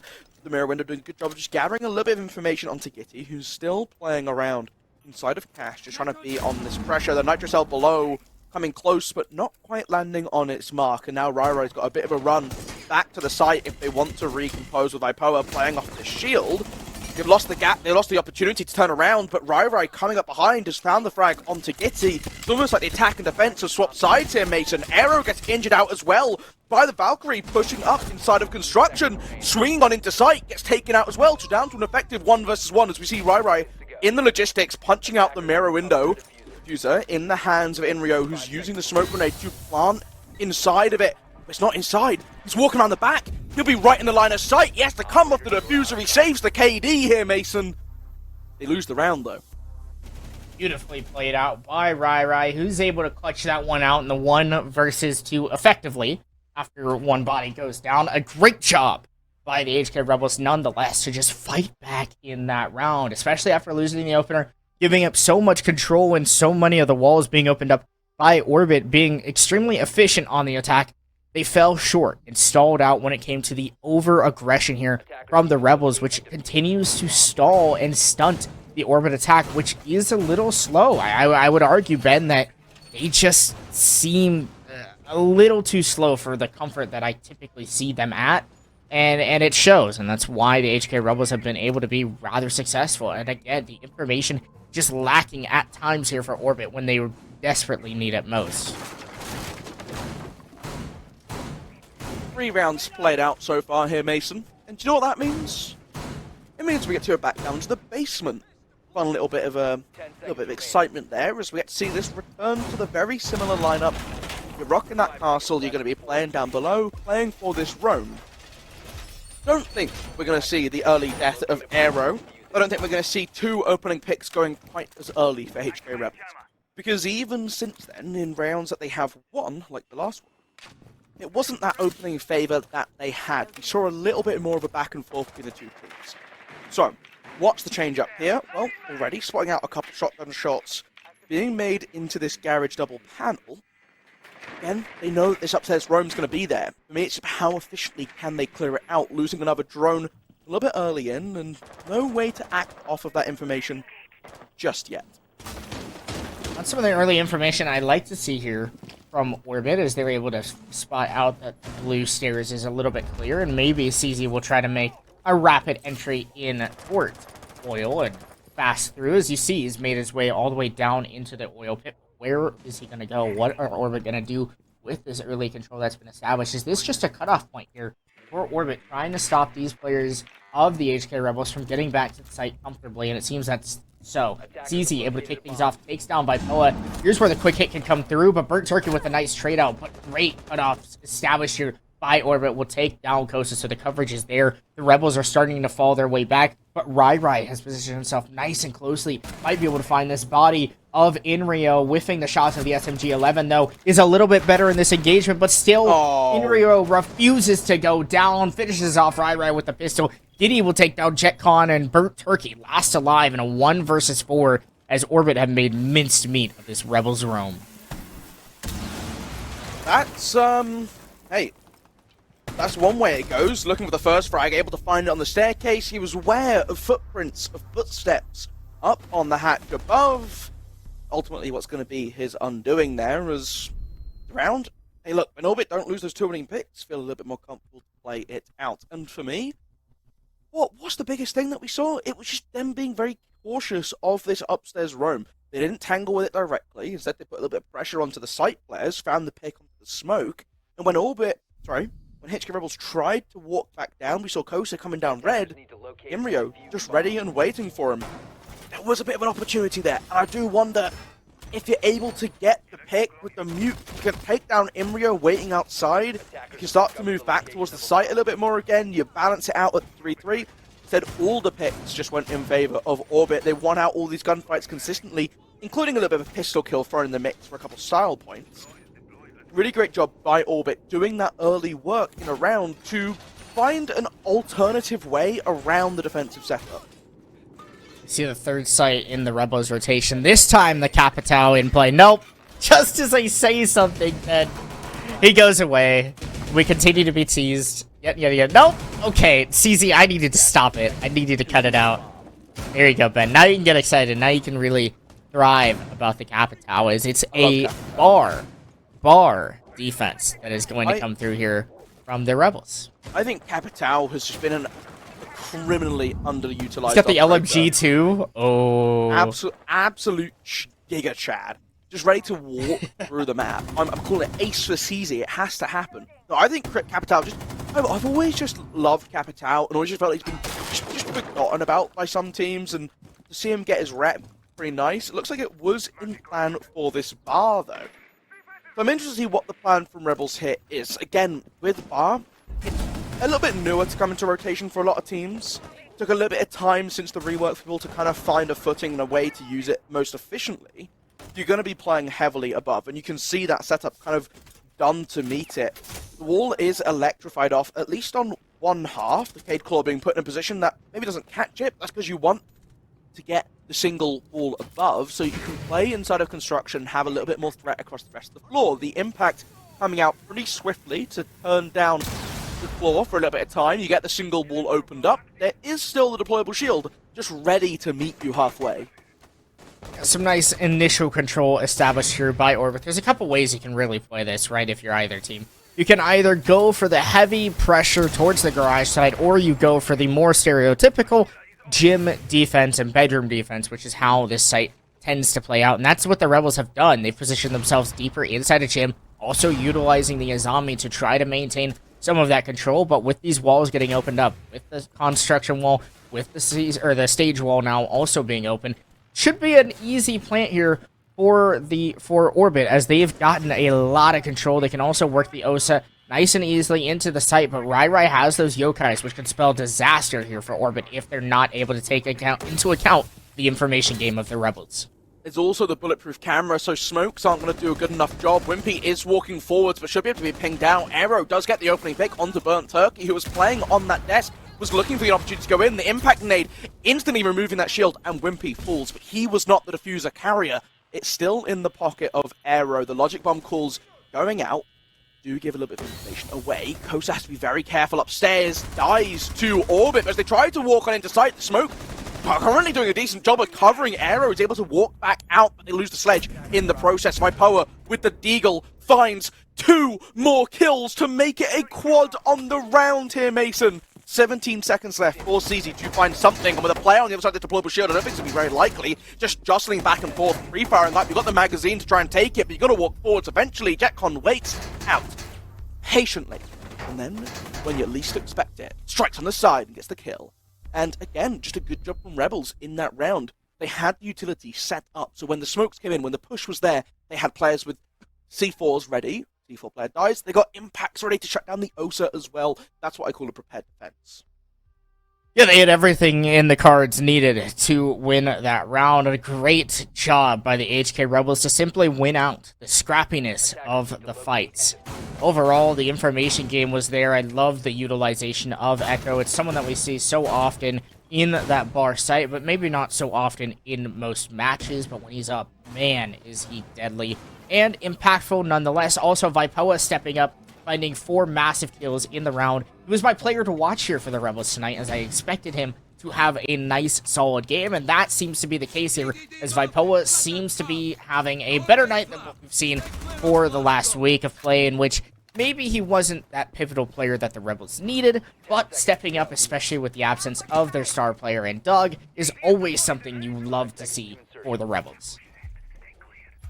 Well, back down to base for the final defense of the half.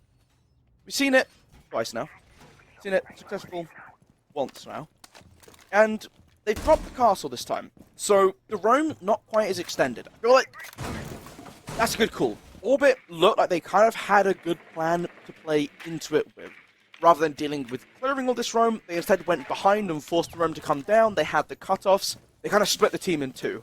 HK Rebels don't want to let that happen again, because that's what led to a lot of them dying very early on. Well, you don't want to see some of those early picks here for the Rebels, as Orbit has looked very dominant when it comes to the open. They found it in 4 of the 5 rounds so far, but it's the mid-round where the HK Rebels really strive, and especially the late round. That's just where I feel like we've seen so much more success here come from the Rebels. Whenever they have the control they desire, they're winning the fights at the end, and sometimes you just don't see Orbit getting the trees that are needed to put themselves in that successful position. Nonetheless, though, a more passive roam and calm here from the Rebels, as they've completely abandoned that aggressive top 4 control for the bunker strat, and that's the one of 2 ways you can really go about things here on Clubhouse Basement. You either have to super roam and have a castle and all of this aggressive control, or you bunker and you force a 5v5 execute, which you hope you're better in. Drone little convoy coming through. Gotta get all the information, and we all know 2 heads are better than 1, so 2 drones following that logic, better than 1. ADS is prepped up on generators to keep it safe, and now he's going to slow Imro down from using these nades. I say that, looks like he's going to rip and tear anyway. I hope he waits a little bit longer. We'll be able to get rid of the first Banshee down by stairs. Orbit, get the first pick though. Burnt Turkey trying to play underneath, trying to use the impacts to deny the hatch, is caught off under all the holes that have been made by Gitty. So you'll lose that opening member, but Mason, you already said it. Doesn't matter if they lose the opening pick. Okay, I take it back. Opening 2 picks, not great. It's definitely something you don't want to see. Also with Vipoa, who's been so good in these late rounds here for the Rebels, finding 8 kills so far this match. Wimpy able to clean things up. A very nice shot as he swings through the main stairs. Kosa's going to have to complete this 1 versus 5. It just doesn't look like it's quite doable, as Giddy will close things out here for Orbit to end their half with a flawless attacking win. But now as we go and train things onto the defense, you have to imagine that Orbit need to get these rounds, because if not, I'm a little worried. And with how good the HK Rebels attack was on Skyscraper, I don't know, Ben. Like, I'm not super confident in the Orbit team right now, especially for how I've been so high on them in the last couple weeks. Attackers need to locate and defuse Yeah, bombs. it will be interesting. I think starting on the basement, good call. I have to say, I was pretty chuffed with their attacks into the basement, because they lost the first one out, they figured out the mistake from it, their opponent tries to throw something different at them, they're ready to deal with it. And that sort of composure to just be able to move and adapt on the fly is something that we've been expecting to see from Orbit, right? Doing a good job getting in, getting the information, finding picks when they pride themselves, and then just carrying those advantages through rounds with the pressure that they applied. It would have been nice if we'd seen a little bit more of that on Skyscraper, but we got it at the end on Club. Defensively half, though, again, like you said, should be a little bit interesting. The Cade coming in will help them lock down some of these hatches, and that's why we're seeing a couple key changes being made. The IQ coming in for Vipoa, get a solid gun in that commando, but more importantly, Imrio on this Valkyrie is going to have those black eyes scattered around this middle floor, as well as a little bit in the basement itself to provide that information feed should they lose control of the site if the breach comes through. Having the ability to scan those out and catch them is going to be very helpful. Kosa on the Thatcher to get access through the hatches, through the clay. Yeah, again, the Rebels just showing a nice, easy counterplay into the way that Orbit is defending. Clearly, not much of a roam in effect here for Orbit, as they've decided to bounce things out. CZ aggressive on the blue stairs, able to shoot a drone or 2 away, but that's really all you're going to get, and now you just have to fall back. HK Rebels are going to be able to easily make work of so much control here that have been given up to them on Clubhouse, and I don't know if I love that for Orbit because of how coordinated and how nice these HK Rebels attacks have looked as of late. Bomb A located. bit of information caught out, scanning through, getting those defaults, always lovely. Also, locating the bomb sites. It's one of those funny things that you sometimes get, like, teams will know where it's playing, but it hasn't been scanned yet, because you don't really want to drive drones into sight. It seems like a pretty quick way to lose those information tools. EMPs coming through to set up the opening of the stock hatch. Kitchen hatch still yet to be tampered with, though. Burnt Turkey opening up some of this floor just to make sure there's no one playing too close underneath it. There is that Valkyrie looking for the Nitro, but as I say that, it goes out and it does get lost. Nice little timing there. That was really clean from them, actually. I really like to see that good understanding of how that electrical deployment works. So you take the damage by standing on it earlier on, so that you guarantee it's not going to be tricked off, because if they place it while you are, the EMP will catch both of those claws, rendering the trick useless. Lovely little bit of play. Sacrifice a little bit of HP in order to get the full needed. Burnt Turkey able to get the first opener for the Rebels since round number 1.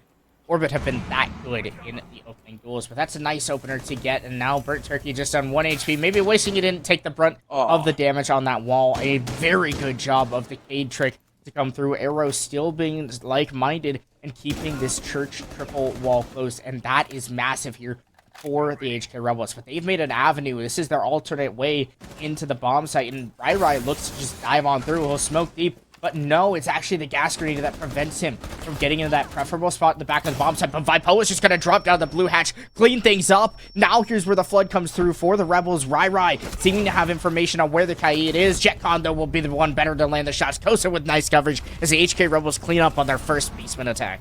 Yeah, that Kiva barricade almost doing a little bit of work to prevent the kills coming through onto the HK Rebels as they were walking in through Moto door. But ultimately, a really good read into it, right? Some really nice bits of utility counterplay being demonstrated in that round.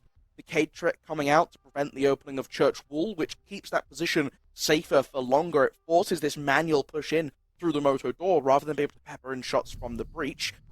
Nice little bit of play. Gitty was demonstrating. Burnt Turkey was demonstrating with the hard breach charge. Really nice, understanding the timing with the EMPs. Again, lovely little bit of stuff. But ultimately, the HK Rebels just set themselves up in a way where, yes, they weren't finding kills early on, but it was this slow burn of a round. Where by the time it comes to it, by the time too much has been able to happen, they've gotten in position around the top floor. They're starting to open up these walls. They're starting to just open up the floor, apply that pressure down below. There isn't the space for Orbit to rotate around, to find that freedom, and that's what's netting them these kills. Eventually, there's so much threat drawn towards Moto, drawn towards Kitchen Hatch. Drop coming in behind from Vipoa completely exposes their hold. Yeah, that's all that the HK Rebels really needed, was just to find that little crack in the armor to fully weed out Orbit on the attack. It was a very nice job. I mean, I also loved just the ability for HK Rebels to just call audibles in the middle of their attack, right? Initially, they were going to go for that triple wall, try to go for the church execute. That didn't quite work out because of the Cade trick. So then they're like, hey, we're just going to open up the Ash Wall into Armory, find our way through there. They get gassed out, so they're not able to do that. Vipoa is like, guys, I'm dropping blue. I have a play I can make. He does that. The HK Rebels pivot quickly, go back to plan A, where they go for the church play, but instead just flood their way through Moto. They swarm Orbit, overwhelm them in general, and it was a very nice attacking round, and that's something that we've been able to compliment the HK Rebels on, especially as they've grown through this tournament, is their attacks just look better and better and better and more moldable as they go. Even with a sub in for the roster, Kosa in for Doug, who is typically the star shining player that the Rebels play with, still, they're finding success, and that's big against a team that seemed like they were unstoppable, such as Orbit. Already quick progress for the HK Rebels once again. It's the first time we've seen Cash here because the Rebels neglected to play it themselves. And now, just with very little pressure on the horizontal, no extension into gym and bedroom, they're more than happy to walk into this space. Drones being set up to watch for flanks as well is great to see. The Arrow still able to find the opening pick and onto Rai as well. An incredible job by the Rebels to just find that information. Although they lose out on the opener, they're quickly able to trade things back as Giddy will lose his own life. So much ground yet again, just given up for free to the Rebels. They've worked this nice bedroom clear over with ease, as well as getting the main wall open thanks to the bandit ban earlier on for themselves. It makes it rather easy to get things done here on CCTV. It just makes the site not so favorable, so I'm not sure as to why Orbit selected to defend here. But a nice C4 nonetheless will take down Kosa, so all of a sudden, Orbit have turned things around and made this round much more winnable for themselves. push here, focusing on the back of construction, is a bit of a quirky one if you can't find a way to net these kills. Jetcon doing a good job there to find the player hiding at the back of the server rack.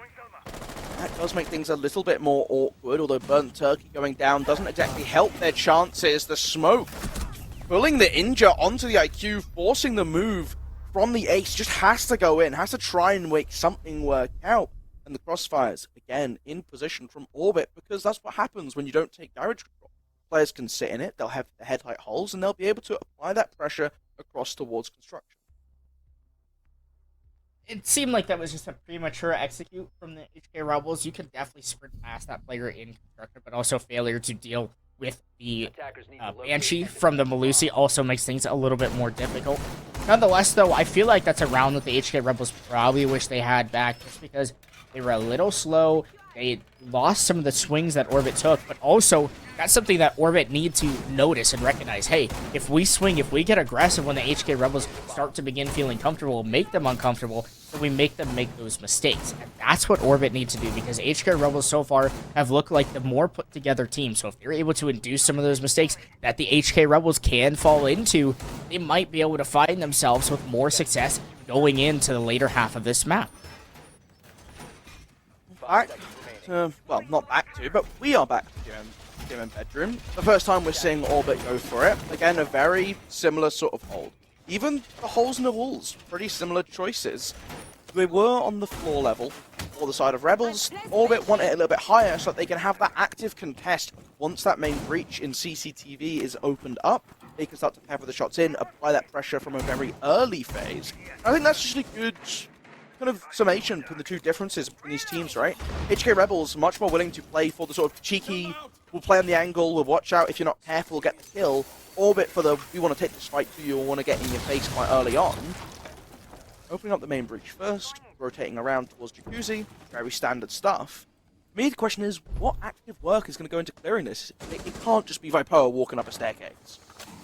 But it very well could just be as simple as that, as long as he's aided in the push up these stairs. But the nade will come through. Arrow reads into the sound pin, but it's a nice play by Jetcon to cut off the rotation back to the shield and safety of top red stairs. Incredible play so far by HK Rebels to just clear these bodies out of CCTV. They have such a good handle and already so much control. Vipoa has to be careful, though, to not lose this one to the Azami. He will, but so much damage has been done to Orbit that you could argue it could be worth those trades.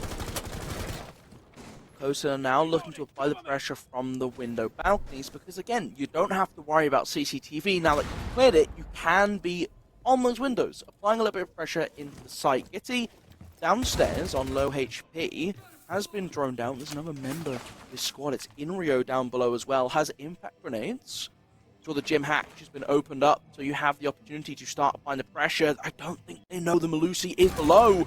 The shot's coming through onto Burnt Turkey, who may have been aware, was looking like he was gun ready, but just loses out. Kosa able to trade it with CZ, so you start to get that pressure, that control into logistics. But as I say that, he just walks through without the support of his team. They've lost two just like that. And the Rebels, who had an opportunity to jump on into sight, have started to falter away. A 1 versus 3 situation is needed, but the time ticking against them. And Imrio coming back through logistics is going to find that final frag, Mason. All of a sudden, the HK Rebels are getting sloppy. It's like they're either misidentifying cracks in the defense and trying to make these hero plays, or maybe, I really can't quite put my finger on it, because they look so good on Skyscraper. They looked very strong in the first couple attacking rounds where they had the information, had everything that they needed in general, but then things flip around. They go quiet. They fall short of information, and they're not facilitating themselves to make the plays that they need. There's no big team pushes coming through. Instead, it's these solo plays trying to be made, and that's not going to do it, especially against a team that's as good as Orbit. Yes, you've had the grasp all round, or the entire game so far. It feels like that the HK Rebels have just been more in command, but if you start giving that up now, Orbit are going to take it and run away. A lot of work to figure out during what will probably feel like a very short minute. It's the way it always goes, isn't it, Mason? You call the timeout, you think you got a whole minute to discuss things, and before you even know it, you're back on the server, you're back playing your rounds out. what is the change up here? Because, I mean, Orbit have just been matching a lot of this aggression from the Rebels very well. They've done a great job of just being ready for it, and that opening little play from the Rebels was pretty clean to get control of Red, but moving forwards from there, it looked like there was that lull, right? And we were complimenting them at the end of Skyscraper, saying they were very good at, even if they lost a member, recovering from that, setting themselves up again, walking in. This time around, members of HK Rebels are stepping just a little bit too far. They see an opening, they'll walk on in, but they're not waiting for the rest of the team to be in a position to help with it. And that's what we saw in that 3 versus 3 in the last round. They jump the gun, they move a little bit too far, they get caught off. And now in a 1 versus 3, when it was a 3 versus 3, when you're looking to apply that pressure in towards the site. Now, Orbit get to go back downstairs to the basement. You can restart this defensive half all over again. 5 seconds remaining. Well, all of a sudden, it feels like Orbit are kind of grabbing this match by the balls and working things through. As HK Rebels, I'm not sure what to say. They look so good, but they're quiet on the guns, and that's truthfully kind of been the difference maker in this match, is they just have not been able to win their fights. Vipo is really the only body that we found being consistently dominant in the gunfights that he takes. The Rebels, on the other end, they haven't woken up nearly as much. Burnt Turkey is someone who is performing well on Skyscraper. Rai as well was atop of the scoreboard for his team, but now falling silent at the wrong time, because if you want to close out against Orbit, it's a 2-0 win. You do not want to go to map number 3 against this team. Well, already in the middle floor, getting up towards these hatches. They've got the EMPs, they can start to get them opened on up. 3 EMPs to 3 hatches, provided the trick doesn't come out, and I've assumed that they're going to look for it. I don't know if they're going to be able to find it.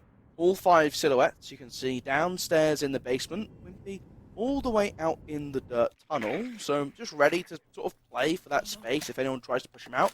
A common position to see smokes in. A bomb has been located. Well, let's see exactly how the smokes get utilized to slow down the aggressive push of the HK Rebels. I can only imagine that it would be aggressive in some fashion, but still slowly just working their way across the map is the Rebels, as they'd like to see some better progress, especially after their timeout here. But still, Orbit looking primed and ready to continue holding on well to the control that they maintain.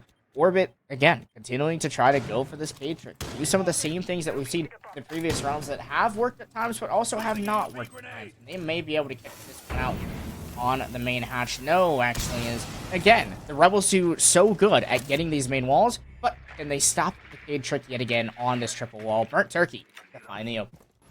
Yeah, once again, inside a kitchen, opening up the floor, gets the pick onto Imrio, who isn't on the Azami this time, is on that Legion, still an operator who gets value from being alive longer, and has these impacts to trick out the kitchen hatch. Now, with the Cade floor being thrown off, as you have the second one in pocket, they're going to invest another EMP to make sure that this wall gets open on up. It's going to net them very swiftly with the kill onto the Cade, onto Aero, who was in that position, tucked away behind the desk. That made it a little bit more awkward for them to walk in for their execute. 5 versus 3 here, Mason. 30 seconds left. They just lost Vipoa.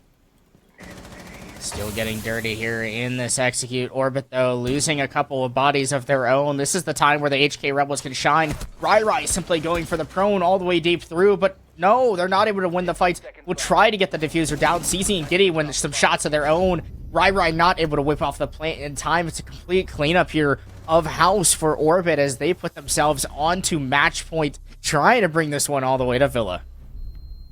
1 round is all they need, and to be honest, with how they've been looking on the defenses, that's the only site that they've lost. The other 2 in the rotation, they won out. CCTV is going to be potentially our final round. Can HK Rebels break the attack? They went for a interesting attack last time, right? They got the walls opened up. For me, the issue is that they never applied that pressure onto Garage. And even if you're not going for that execute via Garage, if you're not going to go up to rafters, if you're not going to walk in and try and plant on the server rack, for the construction side to take, you need to have a plan to deal with the crossfire that is going to be held by CZ. They didn't have one, and what ended up happening is when they tried to go in, the toxic babes get the damage down, get the injured, the crossfires were just a little bit too insurmountable for them to overcome. Even if your plan is just drop a smoke grenade in front of it from the CCTV window, so that you can't crossfire. So you have to randomly spray. 10 seconds left before That honestly could just be enough. But I need to see some form of effort if they're going to go for another construction-sided push. And I feel like we talked about this before, Mason, but the overtime the last second Monty is always an interesting option. There's always some amount of question mark that comes with it. Because is this just we don't know what else to do, so we're going to grab a Monty to force our way in? Or is this something that they feel comfortable with the Monty, they're just waiting till now to bring it out? There's always a little bit of an extra question mark when you throw a new variable into the mix. Must be, excuse me. It must, as I try to figure out words. Wow, it is real difficult. It must just be that the Rebels feel a little bit more confident going for this garage clear. That's the only reason why you're bringing a Monty, right? Is you don't want to, you're not going construction. You could, in theory, go and still open those walls and have some pressure, but the goal is to have Rai work his way up the rafters, especially with the diffuser in pocket, and go for the plant behind the server rack. At least that seems to be in play here for the Rebels, as Vipoa will take down Arrow nice and early to start things off. Imrio up on the rafters this time, not CZ on that Azami, so there's a little bit less coverage as well, so pair that with the fact you can have a Monty, kind of forcing them to make their way out could help, but CZ in position, getting there very quickly to catch Vipoa off when he walks up. Eba not being placed at a height where it's going to stop Rai from walking in. The just sheer amount of explosives being thrown in the direction will be enough. If he does fall as a second pick goes in favor of Jekon able to walk in below and get the frag onto the Azami, but takes a lot of damage in that exchange, and they've lost their Monty, dropping off the rafters, just Batman style, nets the kill onto Ace as well. Wimpy using the shotgun to finish off Turkey, who was trying to push in through the breach. Leaves Kosa alone in the 1 versus 2 with 1 HP left. The Banshee giving away their position. So what could have been a really successful sneak all the way around gets cut off and shut down. Sees the feet through the drone hole, but it's just a wall shot from Wimpy. And Orbit take map number 2, and it's forced us to a villa. Those are the fights that you just want to see be won by the HK Rebels. There were plenty of opportunities that they had to actually win out some of those duels, but it just didn't quite fall into place, and that's what happens here for the HK Rebels, is they just could not win out the fights needed to try to close out the map there, and overall, a nice comeback, bounce-back map for Orbit. It is their map pick. You expect them to win it, but still, even then, the HK Rebels looked very dominant going through the first half. Things flipped, though, for the sides, and all of a sudden, Orbit looked to be steamrolling here on defense. Yeah, just getting those 3 attacking round wins, and then on the defense again, just very solid. They just had the answers what they wanted to do, and I think from HK Rebels, just the game plan to deal with it didn't quite line up with what we should see. A couple times they misprioritized certain positions, didn't address rafters the first time they attacked into CCTV, didn't have the threat onto blue the second time they were attacking into basement, and if you're not dealing with these very common foothold positions that defenses are going to hold on to, you're going to run into these crossfire positions that they inevitably did, which led to their demise. That's exactly how things bounced around and bounced out, just in general. It was a close map, though, a little bit closer than you might quite expect, but a Clubhouse win, 7-4 overall for Team Orbit. HK Rebels, though, going into map 3 will have that side advantage, so I'm curious to see how they're planning to start Villa off. Previously, in their match last week against McQueen's, they decided to start off on the defense, and that was certainly the hot hand. And then they got to the attack, and they lost 5 rounds. So hopefully they've made some adjustments, made some changes when it comes to going into Villa. But still, talking about Clubhouse just in general, I liked some of the play that I saw from HK Rebels, but I was just a little concerned when it came to the opening pick department, which they weren't able to dominate until it came to the very end of the match, where you finally saw them start to pick things up. But in general, look at the kills. I mean, the kill spread overall for the Rebels are clearly the reason why you see them losing this map. Vipoa doing the job needed, but other than that, there was no one that stepped up. Other than that, looking at the costs, right? Wimpy, 91% of these rounds, he's making that active impact for his squad. Did a massive job, and it's just finding kills in important positions that also come to mind for me, right? It's when Wimpy was in a position, you just felt like he was going to hold on to it. It seems very difficult for HK Rebels to find a way to break it. And the kills coming through a lot more of an even spread from the side of Orbit. And but this isn't always going to be true. You're going to have players on the sport who are always going to be a little bit lacking, but with how much it's been shifting from Rebels from map 1 to map 2, whereas this consistency from Orbit in players all getting on the board, all partaking in gunfights, that kind of confidence is going to help them for this decider for map number 3. Yeah, especially for map 1, where Wimpy struggled, I felt like, on Villa. I think he was like 3-7 or something along those lines, where he just wasn't quite getting things done. But when it came to Clubhouse, he was the rock for his team, and staying alive in every round except for the ones that he lost. And that's the consistent thing that you need when you have a team overall, right? You want a consistent player able to make things happen. Wimpy happened to be that rock here for Orbit. But going into map number 3 of Villa, I'm not quite sure what to expect. We've seen lights out of both teams. I'm curious on how the Rebels plan to stop the information game that came from Orbit. It looks like things kind of picked up and were a little bit stronger there on Clubhouse for themselves. So going into Villa, are we going to see more Mew? Are we going to see more Mozzie? Do we see Solus stay up? I doubt it, but we'll have to find out. We'll have to find out. A little break. That break. Yeah, that'd be a nice little way to give players.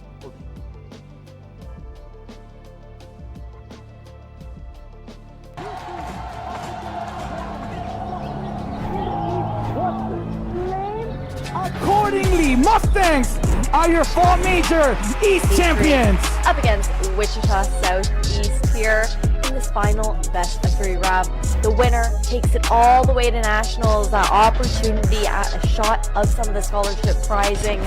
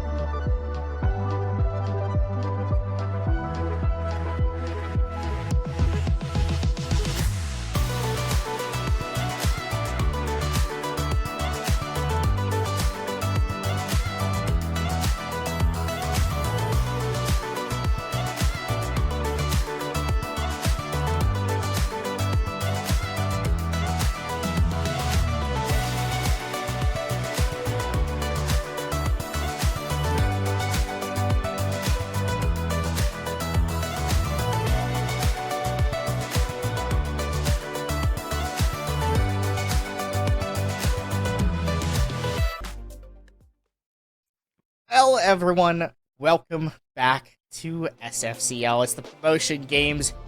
Map number 3 underway. Skyscraper and Clubhouse both between both teams. Just overall solid maps in general. Each team winning their own map respectively. But now we head into that neutral zone territory of Villa. HK Rebels have played this map once before in the season with an 8-6 victory over McQueen's.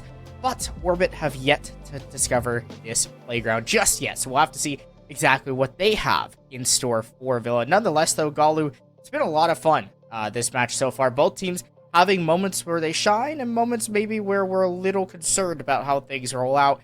Last map, the HK Rebels just could not stay in the fragging department. Bipolar, the only one really getting things done, and that was the biggest difference maker when it came to the end. Yeah, I think having more players on the team who can step up and find these frags and take gunfights and sort of take rounds under control for themselves is going to be really important. And we saw a much better effort on the opening half of their defense, but it was the second half of that when Orbit started to find their footing, when Orbit were really kind of feeling comfortable in their attacks and then moving on to defense. It was a whole other ball game for the series. And now we're going into this decider, like you say, there's one, it doesn't really matter what's happened now. It's effectively one map to determine who's in to the main season for SFCL and who has to play another best of 3 series to have that shot. And then if they lose that, a third, look, just getting the win in here, securing yourself a spot, it all just comes down to potentially 15 rounds, potentially 7 rounds, somewhere in that range is what's going to determine the end of this series. And I have to be honest with you, Ken, I don't know which way it goes. Both teams, like you mentioned, have shown a strong prowess on the map that they've picked.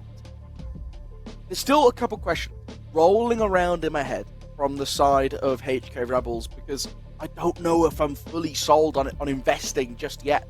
Their Villa performance against the McQueens, a team who have kind of struggled through the rest of the season, did not look satisfactory. Yeah, they're a team that are facing relegation, or at least losing their lives out of SFCL, but nonetheless, in Villa overall, I think that HK Rebels have played the softer opponents in general this season. I think that McQueens are definitely not a team that I see really investing themselves deep into playoffs or really maybe even getting there. And as well, Method are also a team where I'm not entirely confident on their ability to go deep into the season. But overall, Orbit, they've definitely played at least one opponent that I think still has that opportunity to find themselves deeper here into SFCL. Their first opponent, Right Hand Red, maybe showed they were a little slow at first against them, but after that they were able to kind of find their ground in their own pace. And then the second game against West Garfield Park, they just made look bad. Although it's a very good team of good roster players, overall, things just were not working for them. And I think that came down to a little bit of a map diff, as Chalet seems like one of those really fun playgrounds for Orbit. On the other end, though, the HK Rebels, they've had good moments, they've had bad. Same with Orbit. They looked really good in going into this game. I thought that they were personally the best team in SFCL going into this match, but now I've got some question marks raised, especially with some of the direct counterplay that comes through that the HK Rebels have been able to master. Orbit maybe aren't as good as we saw in the first 2 matches, and there might be a couple cracks that have slowly started to seep with water. Should also note, give you the heads up, Doug is back for game number 3. Doug has returned. And it was Doug who got the MVP award for the first game that they played this season against the McQueens here on Villa. The bans coming through, the mirror ban's an interesting one coming out from the HK Rebels. They are starting out on the attack, so maybe not wanting to go up against it. But it was the operator that they chose to ban against, they left open, against McQueens before. They had it available, and they used it a fair amount on their defensive rounds. So this time around, Orbit, a team that they kind of expect to make better use out of those black mirrors, don't want to give them that option, don't want to give them that tool to assist them on their roams. Yeah, it could just be the case of we don't want Orbit to utilize those mirrors to directly counter ourselves, at least if it's the HK Rebels talking. Doug, though, in the game, hopefully he's gotten a couple T-hunts in, some nice warm-ups to go through, as he's the only team or player coming into this match cold, but that also could be a benefit. Sometimes when you've been playing for a couple of hours, you start to run out of steam, and that could be in effect here for Orbit or for some of the other players on the HK Rebels, as you saw some of them tire out after map number 1. Nonetheless, though, Rai, I love the utilization of Bravo. Being able to capture some of those cameras and get flanks set up and established. That's going to be a lot of information that the HK Rebels can work off of coming in through the rest of this attack. Yeah, Gitty trying to shoot out a couple drones early on. They have this extension with the Azami putting these Kivas up inside a bedroom to deny some of the angles into the brick. And I like the way they're falling back off a little bit earlier than I might have liked to see, because you're only 40 seconds in and already you've given up a lot of this control of the whole north side of the building. But with a couple cameras being stolen away by Bravo down below, down by the China doorway, it's gone. That's in the comfortable hands of the attack now, although they have just immediately lost their Flores here, Mason. And this is one of the operators who, especially into these heavy Azami setups with the deployable shield being brought, was going to be invaluable for creating the space that HK Rebels want to run into. You'd really love to see JetCon stay up just a little bit longer, but although he's able to get in an entry, and at least now HK Rebels have established some of that nice control into the 90 hallway, and now can begin to work on the Kiva barriers inside of maps. Nonetheless, though, Orbit getting that opener is certainly a nice thing to start off the round, as they find a second now on to Turkey, who the ace dies. Picks just falling away for the Rebels now, and they've got 1:15 left. They got Rai on that flank, applying that pressure towards Study, but not in an active manner. It's very passively waiting around, finally going to be able to get the pings coming through from the teammates with the drones to get the pick onto Imrio, which opens up the option now for them to walk on in. Still, two of these toxic babes in the pocket of Wimpy, trying to contest close. It gets thrown in deep. It's not going to hit by Poa, who is behind the vault door, but it's going to stop Doug from walking in. It's going to buy them a little bit of breathing room, some time to just reset up their formation, potentially buy the time for a flanker to come on in. Eventually, though, Doug just going to walk straight on through to the table, using the Kiba for cover away from vault door.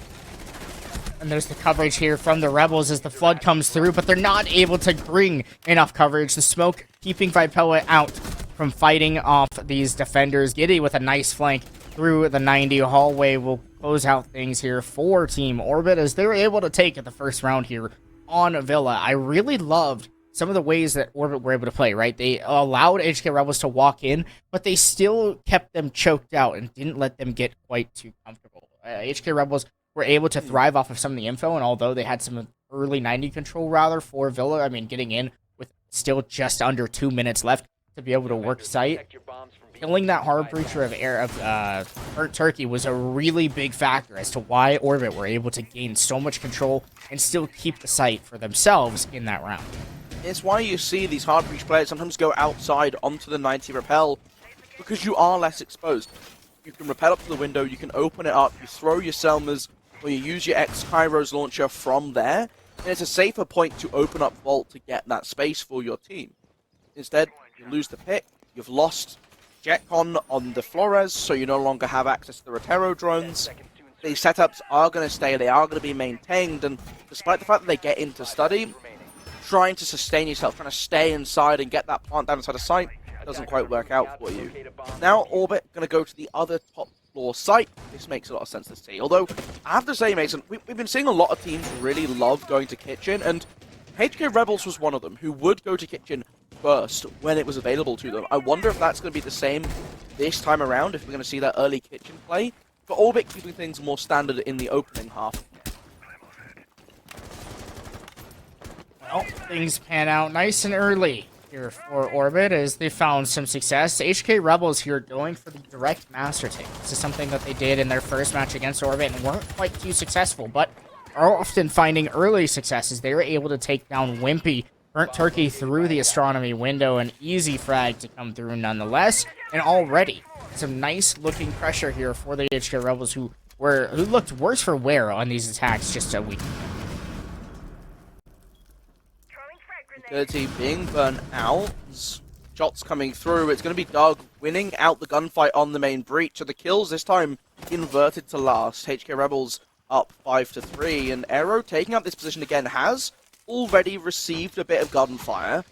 They're still feeling confident to play around the breach. Has to be there to watch this jump in. The upside down rappel from Bipoa commanding this long angle as the EMPs come through. Aero on the brick doorway, a great job of netting themselves that kill. A couple of Kairos in the bottom of the wall will be able to trigger, though. So now, his army, a little bit more difficult to pull back. Still, though, Orbit fighting their way back into this round. JetCon hops into a Frostmat. Doug has also been down somewhere across the map. Effectively, Rai is in a 1 versus 3 to clutch out this round. He could go and potentially save his teammate who's fallen inside a bathroom. But is there really a path that is safe enough to get there? Yes, there is. Hopping outside of the building, but that's a lot of information. Sound is key in a game like Rainbow Six, and now Inrio knows that JetCon has been revived. So, being able to pick up your comrade is nice, but what are you going to be able to do? The EMP to come through, disable that gate. I would have loved to have just seen JetCon throw the EMP at the gate and actually fully disable it, because otherwise it just comes back up on its own, and effectively you kind of wasted a gadget, and it comes back a little bit sooner with the EMP rather than actually just working your way through. And nonetheless, though, Rai will flash clear out the gate, and this is where the flood comes through. The Rebels try to fight their way on through, but not going to happen. Giddy simply closes things out from the prone angle deep inside a trophy, and another Orbit round. And in that round, there was an opportunity there for the HK Rebels. They had control, they had command, but they couldn't maintain their composure, Mason. They walk into 2 Frostmats. How are you going to walk into 2 Frostmats? Cost you the round, right? You Because shouldn't. even from a 3 versus... Well, you should, exactly. There's no threat on the Thatcher instead of bathroom. You jump in the window, you just check below. Defenders Just protect check the it. bomb If you haven't from thrown being it out, used by just check attackers. it. But, either way, things happen, stuff occurs, and Orbit, 2 rounds up, they're going to finish off this 3-round rotation, go down to kitchen and dining, and a pretty standard lineup from them, right? You've got the Pulse, who will be using that cardiac sensor to try and find the players above, because the lineup from HK Rebels already suggesting that they are going for this vertical pressure. They've got the sledge and the buck. This is not going to be a horizontal clear. They want to go above. That being said, though, Imrio's still preparing for the eventuality that they come through the horizontal. They've got this Legion, as well as other traps, such as the Malusi, to give information on these early advanced positions, if that is, in fact, where the threat comes from. And I like to see this sort of preparation to deal with them on multiple fronts, but it has left above the site a little bit dry. Right? There isn't a lot to actually deal with the sledge, with the buck, outside of the cardiac sensor, whereas some teams you'd see have whole mirror setups or reinforcements invested, much as if you were defending Trophy itself. They bring a lot of that verticality here, at least the HK Rebels. They also love this OSA play. This is something that I see from them all the time, where they use the OSA late in the round to work their way into Laundry, put down the shield, the Talon shield, right, and then get the diffuser down with nice coverage. Established here for the Rebels. That seems to be the play in tact here for them, as they're able to open up some of the pantry wall nice and early, and Doug has an early read onto the smoke, or mute rather, of Wimpy, who's simply just caught reloading his weapon in the corner, and it's a nice early opener here for the Rebels. Yeah, take a freebie, why not? Nothing more to say about that. You just see the barrel sticking out, you see that it's held up in that angle, you know it's reloading, you can hear the shells being put back in it. Why not grab a freebie? Why not do it yourself? And now HK Rebels with that opening pick can sort of dissolve back again into the basement. It's still this pressure above that they'll be looking for with the buck, with the sledge. But so far, pretty solid job for them, right? They're in walk-in, they can start applying the pressure. The cardiac sensor scans coming out, so it's all just about maintaining and managing where you're standing. Staying on as much hardcore as you can. When you're on soft floor, moving off of it very quickly. And also throwing the pulse in for a spin cycle, truthfully, as Giddy is just not quite sure exactly where to land the track here and the C4 onto these players. Vipella will take down CZ, so things looking in the positive here for HK Rebels, but Inrio has something to say, and Arrow as well, who makes his way rapidly up the red stairs. Is this flank read into beautifully by the Rebels? I'm not sure. It doesn't seem like they're quite aware of Arrow, who's made his way up. A nice flick around finds Burt Turkey. Are you kidding me, Arrow, as he falls back to the bomb site safely after taking down one of those bodies early on. But here's where the Rebels love to make their attack approach. Rai will walk in with those Talon shields, get his way into Laundry, and there is no one from Orbit to respond to this plant from the Rebels. The nade going over towards Memo potentially, instead thrown upstairs just in case. The ping's coming out, give the notification of Imrio pushing in from China. Doug has great coverage and nets himself 2 more kills to make it the triple. Gitty is up above, dropping down Laundry, will be heard. There's a player outside the doorway that they just were not ready for. This could be Vipoa, waiting patiently outside, waiting for them to be looking the wrong way to grab that final kill that HK Rebels need to grab their first attacking win. And although they lacked some of that information when it came to the upstairs flank by Orbit, the HK Rebels were still able to take advantage of the control they had gathered, forcing Orbit so deep back into living room library even, and it just simply made the road attack work. It's something that we see the Rebels do all the time, and anyone with a little bit of VOD review or VOD mind that have seen the HK Rebels play Villa, which there's a lot of VOD of them, and I've watched them play a lot. I have a couple friends on that team. I watch the HK Rebels play a lot. I feel like I followed them a lot here in T3, and seeing them work their way around a map has always been wonderful, and let alone on Villa, it's almost a staple play that they do. The kitchen dining and take is my favorite because it's the same thing, it works, and it gets the job done. It's something that they're so good at, and you've really got to find a way to counter out that Osa play that comes through from them, because if you don't, then they simply do what they want, they get the plant down, and it's almost a guaranteed win for the Rebels no matter what you try to do. 5 seconds left before insertion. Now again, the room, big extension. I feel like Villa is one of these maps where we saw a little bit of Brava play earlier. We saw it from the Rebels when they were attacking onto this site. I feel like this is one of the sites where or maps where you get a lot of value out of it. Default cameras in really key positions, a bit like Chalet. But more importantly, there's a larger tendency on Villa due to its size for teams to bring Banshees or proximity alarms or goo mines or cap cans. These kind of traps where it gives a lot of indication. You can grab one of those as an attacking lineup. Having a Banshee that cuts off the landing rotate, for example, can be massive if you have a player positioned on Wolf Window to catch these drop-offs. There's just good ways of using a lot of utility. Instead, it's the Flores being used at the moment, and that's partially due to the preference and just how often we're seeing the Azami come into play. Vipoa already making his way into Bathroom, looking for these initial engagements on this opening. Very quick to move into Astro when they know it's clear. There's aggression from Orbit, but quickly they fall away. You see all of the Orbit team members just scurry out.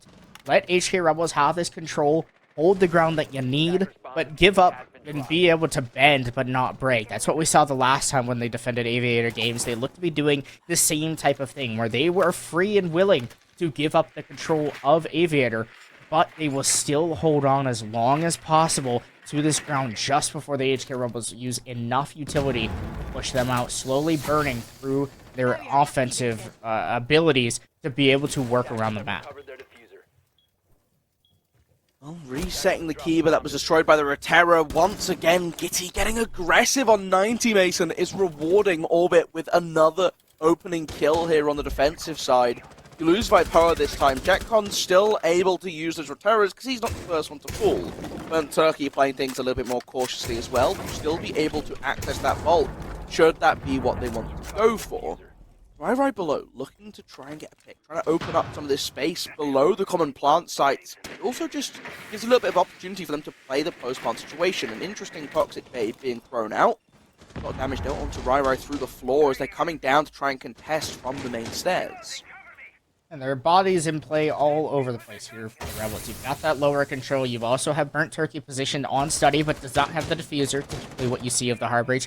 And that's because his job is to simply stop Orbit from playing, or stop them from being able to rotate and deny that vault plant, because all of the gas grenades have been expelled slowly but surely here from Orbit. A nice one comes through, but it's not actually stopping this plant from going down. Jetcon continues to stick the plant, and where's the response from Orbit? They'll walk through, a couple of kills come back and forth, and all of a sudden, Orbit are in control. Rai, the last remaining player alive, can rotate down below, has the skeleton key, could decide to go for the counter here, but what is Orbit's response? How are they going to stop Rai from winning this round, who's on just a sliver of HP? He's able to knock down Wimpy, who was brought low enough, but now is where Orbit have to react. Arrow will hop on, forcing Rai to choose to whether to take the fight or for Giddy to win it out with the swing. He'll be able to do so. Orbit close out this map yet again, or this site yet again in maps. Bit of a hectic end. And again, it's one of these situations where, yeah, the plant goes down. The coverage wasn't fantastic. You really shouldn't be able to walk two players right up onto your defuse planter and not be shot out from zombie door. I get that there's smoke in the way that's kind of disrupting you, but when your planter cools, they're walking in, they're walking at me. You can get a little bit aggressive there. You can walk in and try and give that active support. Kentucky on low HP is what denies them that opportunity, and kind of puts them in that awkward position where you eat the nitro cell, you go and you're sticking that diffuser down, but afterwards, there aren't many players left to try and collapse it out. And Rai on 1 HP does a good job to try and play out on these more awkward angles, using the verticality, using the open floor that they created themselves earlier on in the round. Nice job, but ultimately 1 versus 3, always going to be a bit of a difficult situation to pull yourself out of. 5 seconds to go. There's no doubt about that. It was a difficult situation, but it was one that Orbit were able to overcome and overtain. And although the Rebels had that control, and Orbit did exactly what I said. They were willing to give up maps. They'll bend, but they won't break because of the retake ability and the team play that came through, and just looking more solid as a team overall as this match has grown through. Although they were not great after the first map, or from what we saw on Skyscraper, they have like slowly but surely picked up the team play overall and become more successful as this match has really played through, Ben. I think that Orbit just has started to become the better train that works a little bit faster, a little bit more efficiently. Burning out the utility, dropping the nades on deep. Doesn't really catch any key utility though. The shield's still up. Wimpy injured out. Is that through a drone hole? I'm not quite sure what's caught him out there, but He's in the tub. So is it a Rotero drone that's gotten the injure? It must be, right?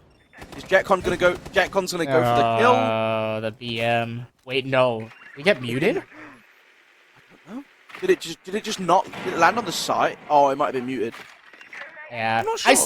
I still don't think Wimpy is going to be able to be recovered. I mean, Oh, in the no. bathtub is a dangerous spot. As clearly Wimpy wanted to take a bath in his own fluids of blood, as that's what happens when you get downed. Is you leave a nice big trail, and that seems to be Wimpy's best choice is Kool-Aid in the bathtub. But nonetheless, CZ gets the opener. Although Wimpy has been down for literally half of the round, still the opener goes in favor to Orbit as they're looking to get aggressive as the HK Rebels fight their way into astronomy. Here's where the fast take comes through. Everything is smoked off. Can they win the fight? No. Doug loses it out. Giddy able to fight too. Are you kidding me?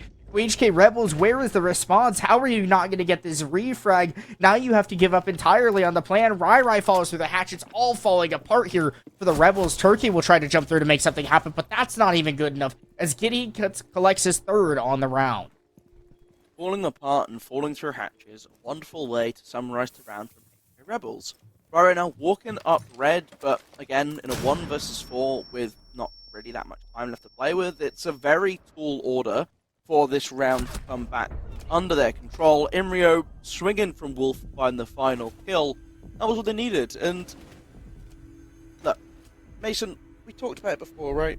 It was a struggle for HK Rebels on the attack last time they played against McQueen. Orbit, a team in, it's no statement to make.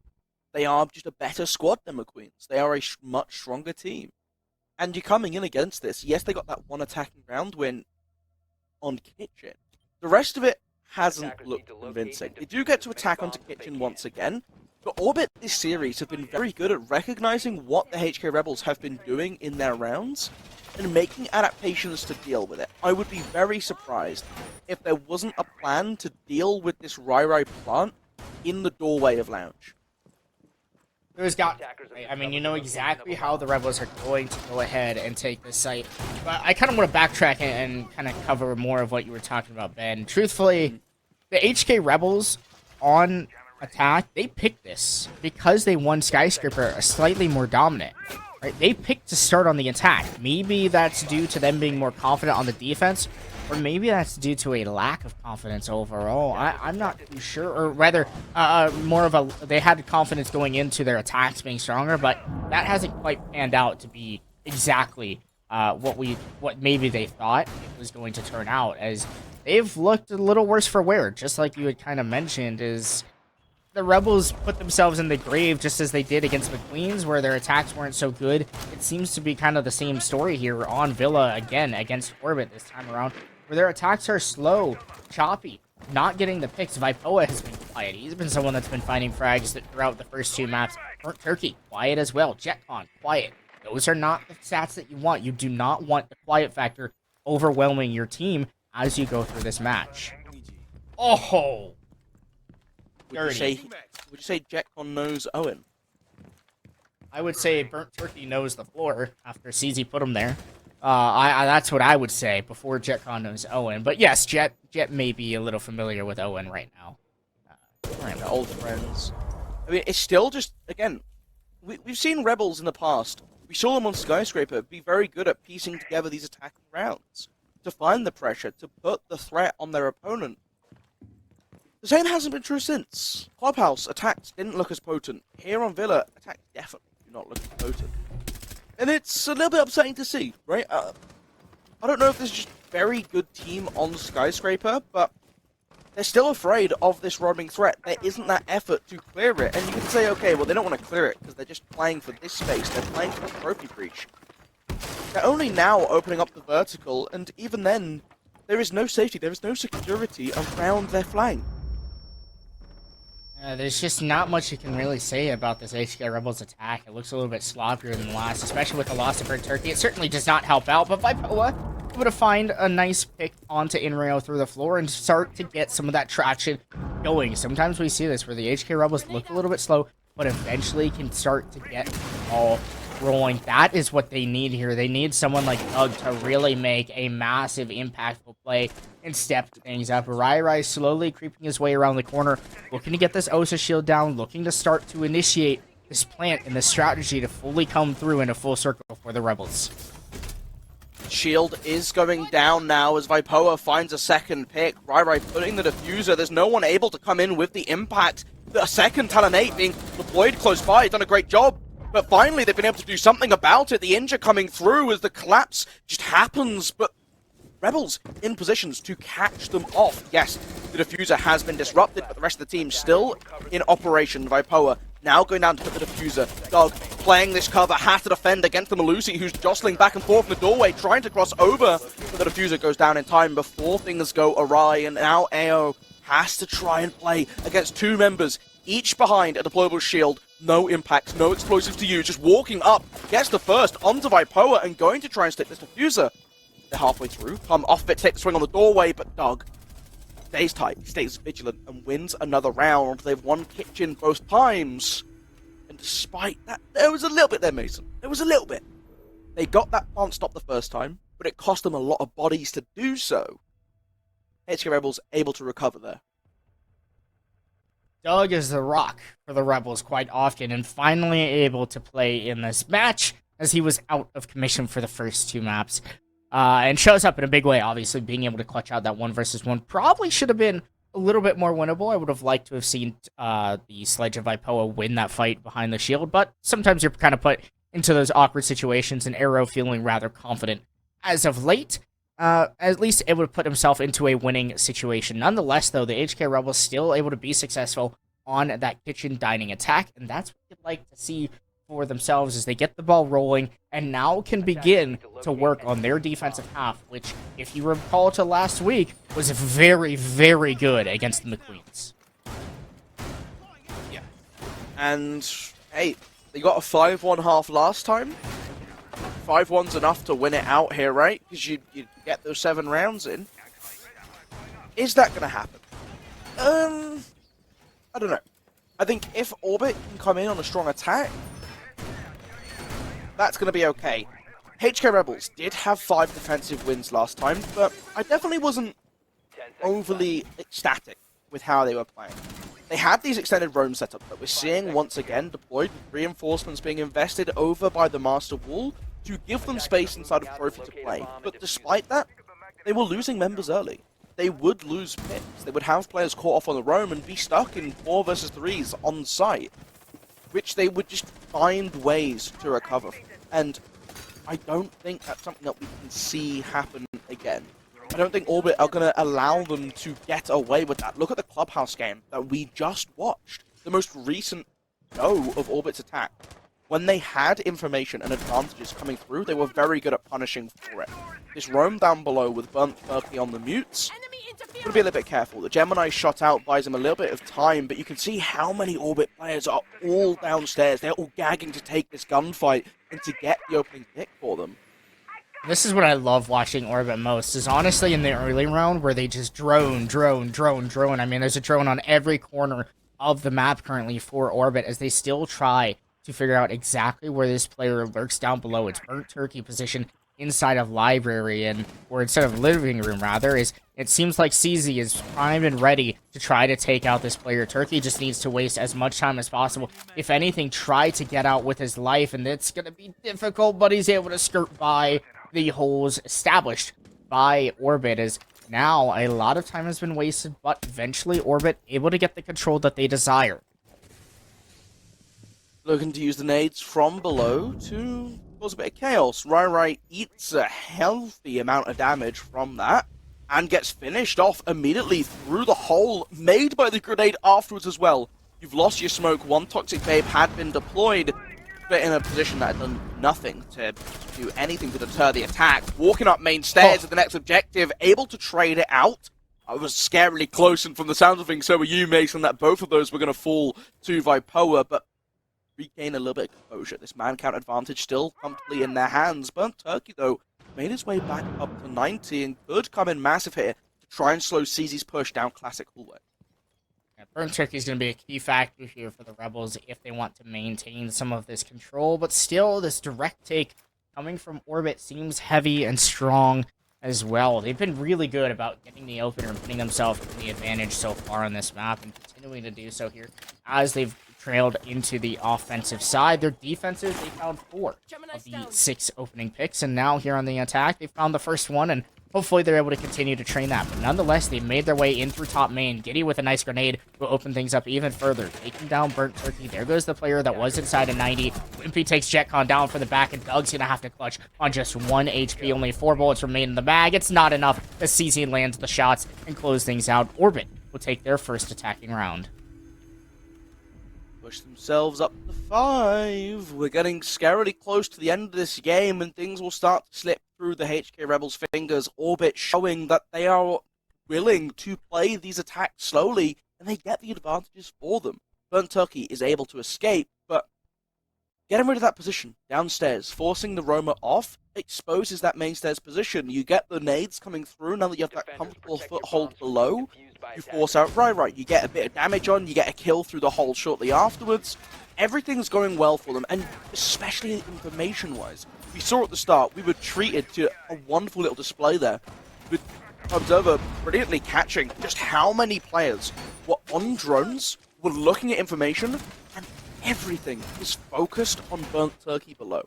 Okay, he escaped with his life, but they had 3-4 drones all in the vicinity, 3 players in close proximity to push and make sure not only does this player go away, but if they try and come back, we have the information to catch them off. And this sort of thing is really, really great to see from the side of Orbit. And it's something that you praised them for at the start of the day. We didn't see it on Skyscraper. We're seeing it more and more now that they're getting comfortable on the attacks.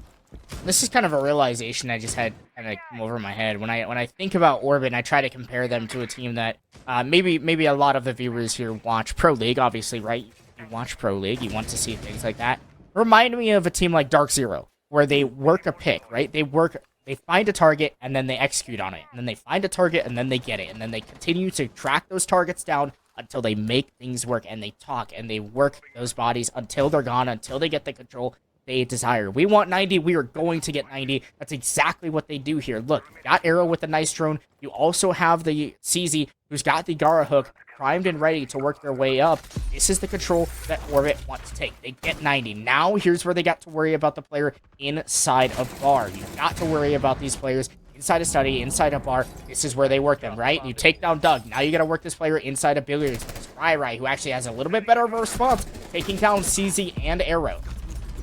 Yeah, and with Imrio being caught out by Burnt Turkey as well, claiming his double kill, things looking more and more comfortable for the side of the Rebels. Only 2 members left for Orbit, and they're walking through the top floor, just Again, trying to find for these picks, and in a 2 versus 4, it's all about isolating 1 versus 1s and catching every advantage that you can. The diffuser dropped elsewhere, so that's always going to be something you're going to have to run around and try and get to. I believe it's just outside on the balcony there, though, so not in the most inconvenient position. Outside for you to be able to grab somewhat safely. Waiting to see what happens. Have we been caught in one of these wonderful little... Oh, we're back! We're back, we're saved! Wimpy. On the floor. Crawling around, creeping around.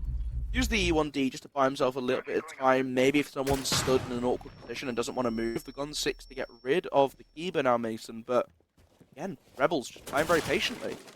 Now, where's the diffuser? Is that all the way in the bomb site, or is that outside? I think it's outside on the balcony. I think it is, so it is at least in a recoverable position, but that's not going to be the play here for Orbit. They don't really have the option to go for the plant. You have Giddy sneaking up the backside. You have Wimpy is going to try to make something happen inside a trophy. The beeper will give away the position of the Nook, and JetCon will find the headshot onto the player who walks inside of trophy. A nice job of the HK Rebels to bounce back and win their first defensive round.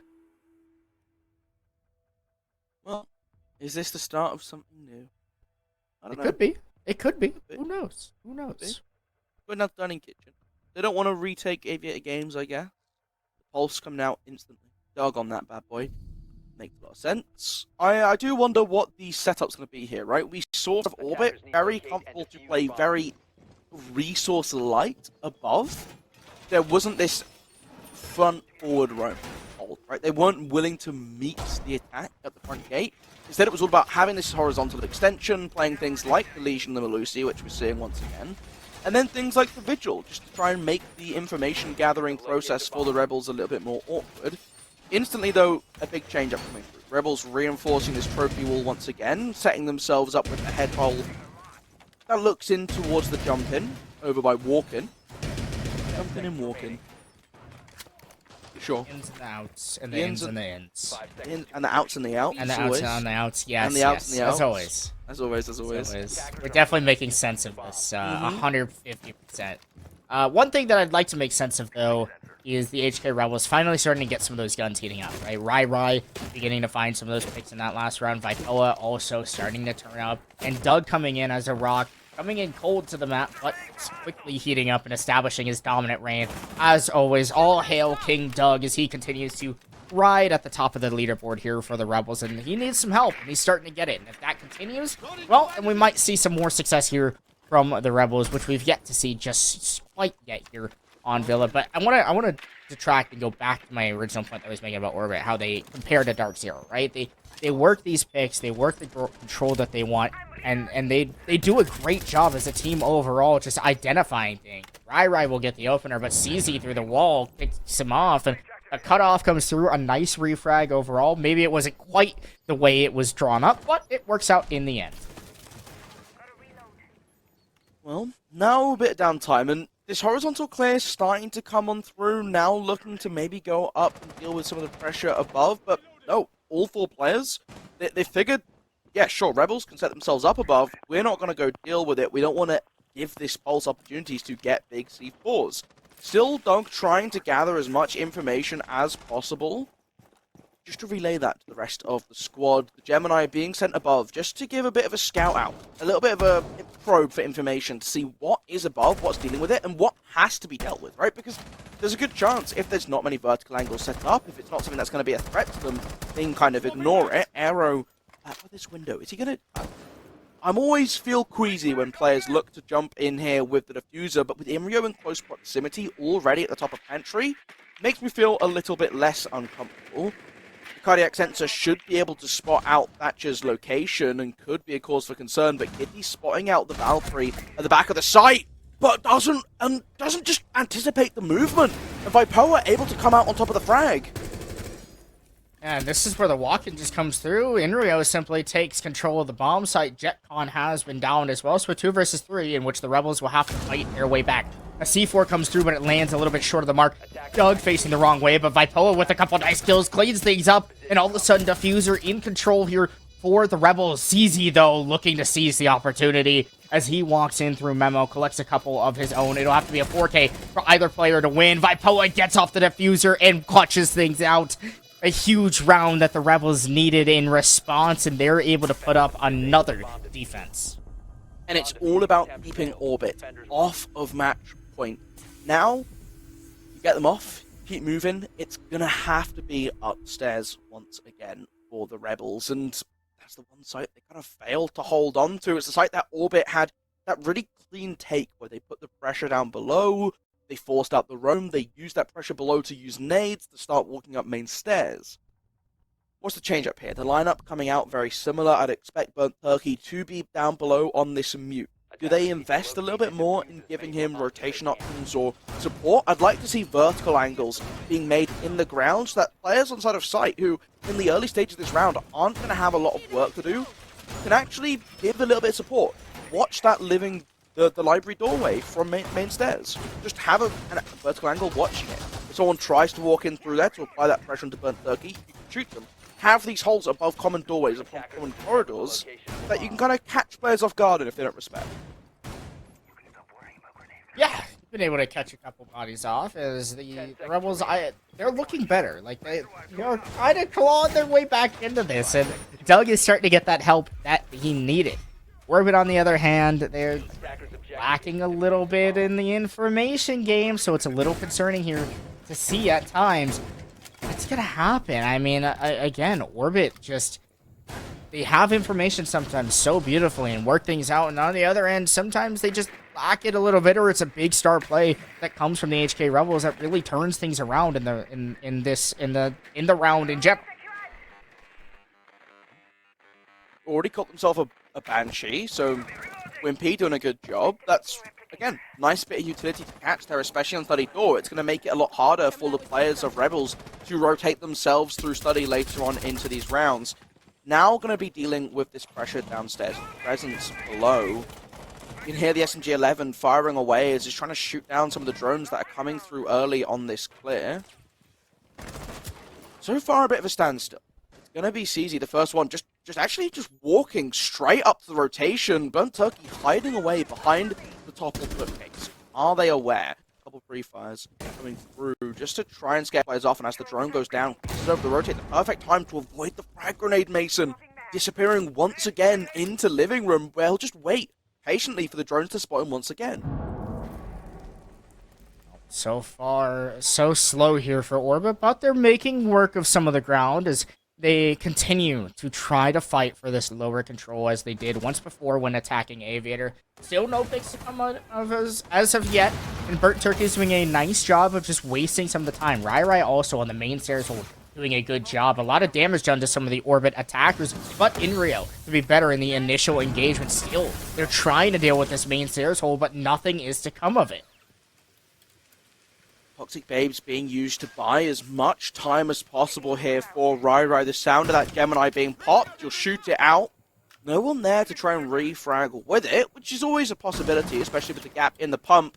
You see him tucked in on the bottom, but instantly injured out by Rai, who's not going to overextend, trying to secure the kill.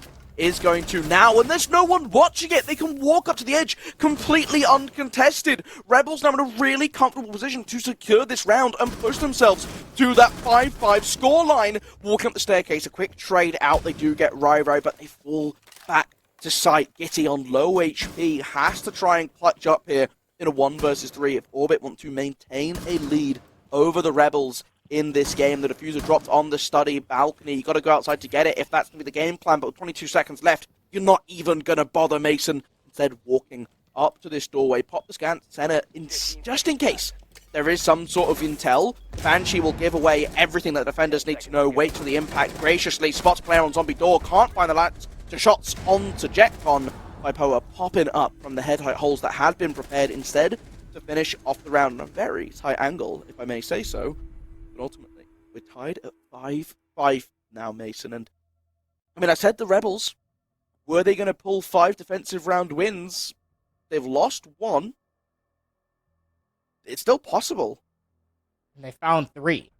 And that's big. They've strung 3 in a row. They've got flawless rotation now as they go back to trophy statuary, where they were able to start things off. Still, Orbit managed to dominate, getting the opening pick. Sometimes the Rebels are so good at wasting just enough time to really stress out the Orbit players, and it shows because they just don't quite have the time to fully achieve everything they want to do. Incredible stall by Rai on the main stairs there to not only take a couple lives, but also take so much time, utility, and energy out of the Orbit attack, and it's textbook play by the HK Rebels and some of the failures of Orbit to be able to do some of those standard things we expect to see from a team at their level. Nonetheless, though, we're down to the end of this round, this map. Truthfully, each team is showing everything they can, trying to win. That way, they don't have to show more, don't have to play more maps, and can just calm down, relax, going into playoffs, having a nice high seed. This is an important match. Although it may be a 2-0, although these teams may still have more time, you want to lock yourself in early because of seeding. That can be so important and so amazing for yourself, nonetheless.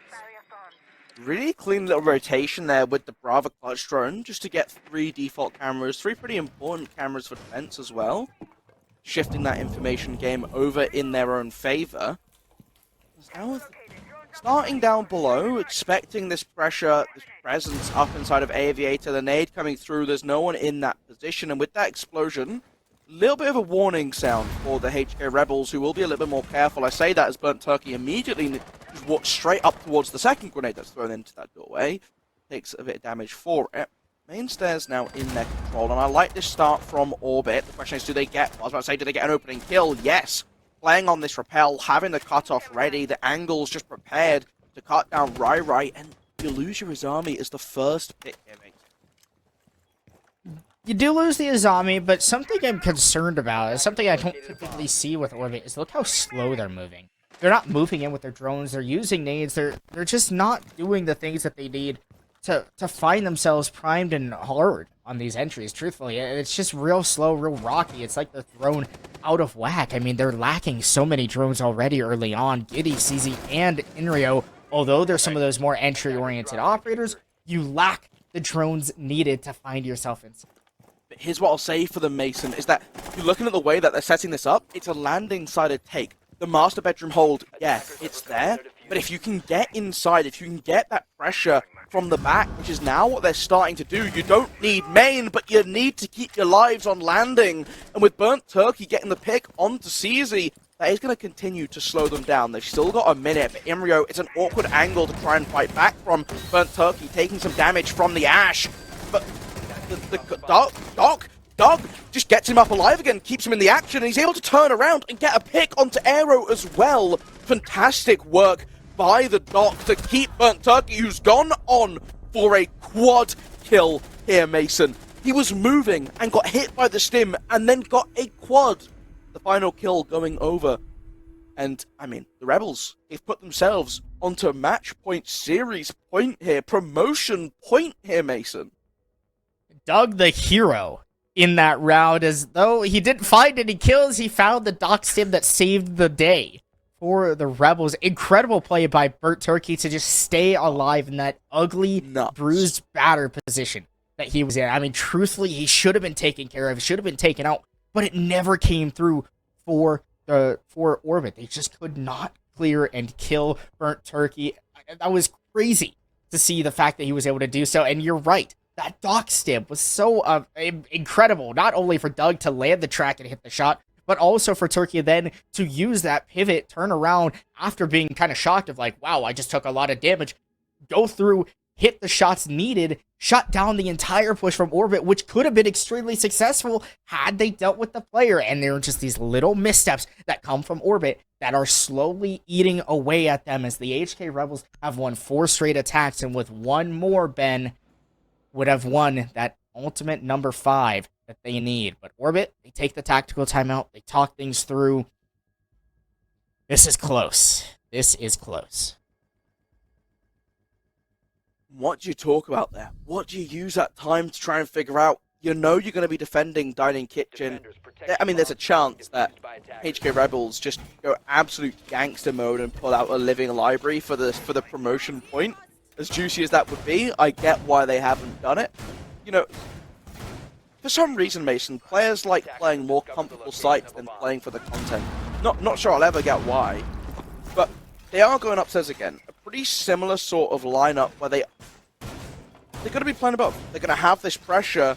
Orbit last time around were very focused on this horizontal, and while it came close to working out for them, the push through pantry, ultimately the HK Rebels were able to sort of come in with the players above site, dropping back down again, and just being able to come back in through China. It was the Valkyrie just coming in, grabbing all the kills that they need. I want to say it was Power. So, you have a bit of risk here. Do you go headlong into the setup that you know HK Rebels are going to be bringing? Or do you go back to what you did before? You play for this horizontal, you get that control of the site itself. It's just a question of doing a better job of holding it in a post plant. This is where things come quiet. This is where the one of the biggest rounds of SFCL for both of these teams comes into fruition. There's no money on the line just yet, but you can put yourself into the position to go and take some. That is for sure if you're able to do so. How do things work out? What does Orbit do? How do they set up for their attack? It appears as though the horizontal clear is in play. The Rebels playing fairly passive, but you have JetCon on this lurk inside a library, trying to stall and waste as much time of Orbit as possible. Drones spotting out JetCon inside the living library. A couple of shots from the outside window. JetCon leaning into taking the gunfight, but Burnt Turkey caught out. He's been on the top floor. It looks like he rotated down for Wimpy to be able to get it outside of Mud. Coming downstairs and getting caught out for it. So, not the start that HK Rebels would have wanted on this match point. Shooting out the Gemini, falling back upstairs again. Barricades, lots of them set up though, Mason, just to slow down this advance to the top floor from Orbit. But they're not going for it. They're going below. But again, Mason, look at the time. Very slow push.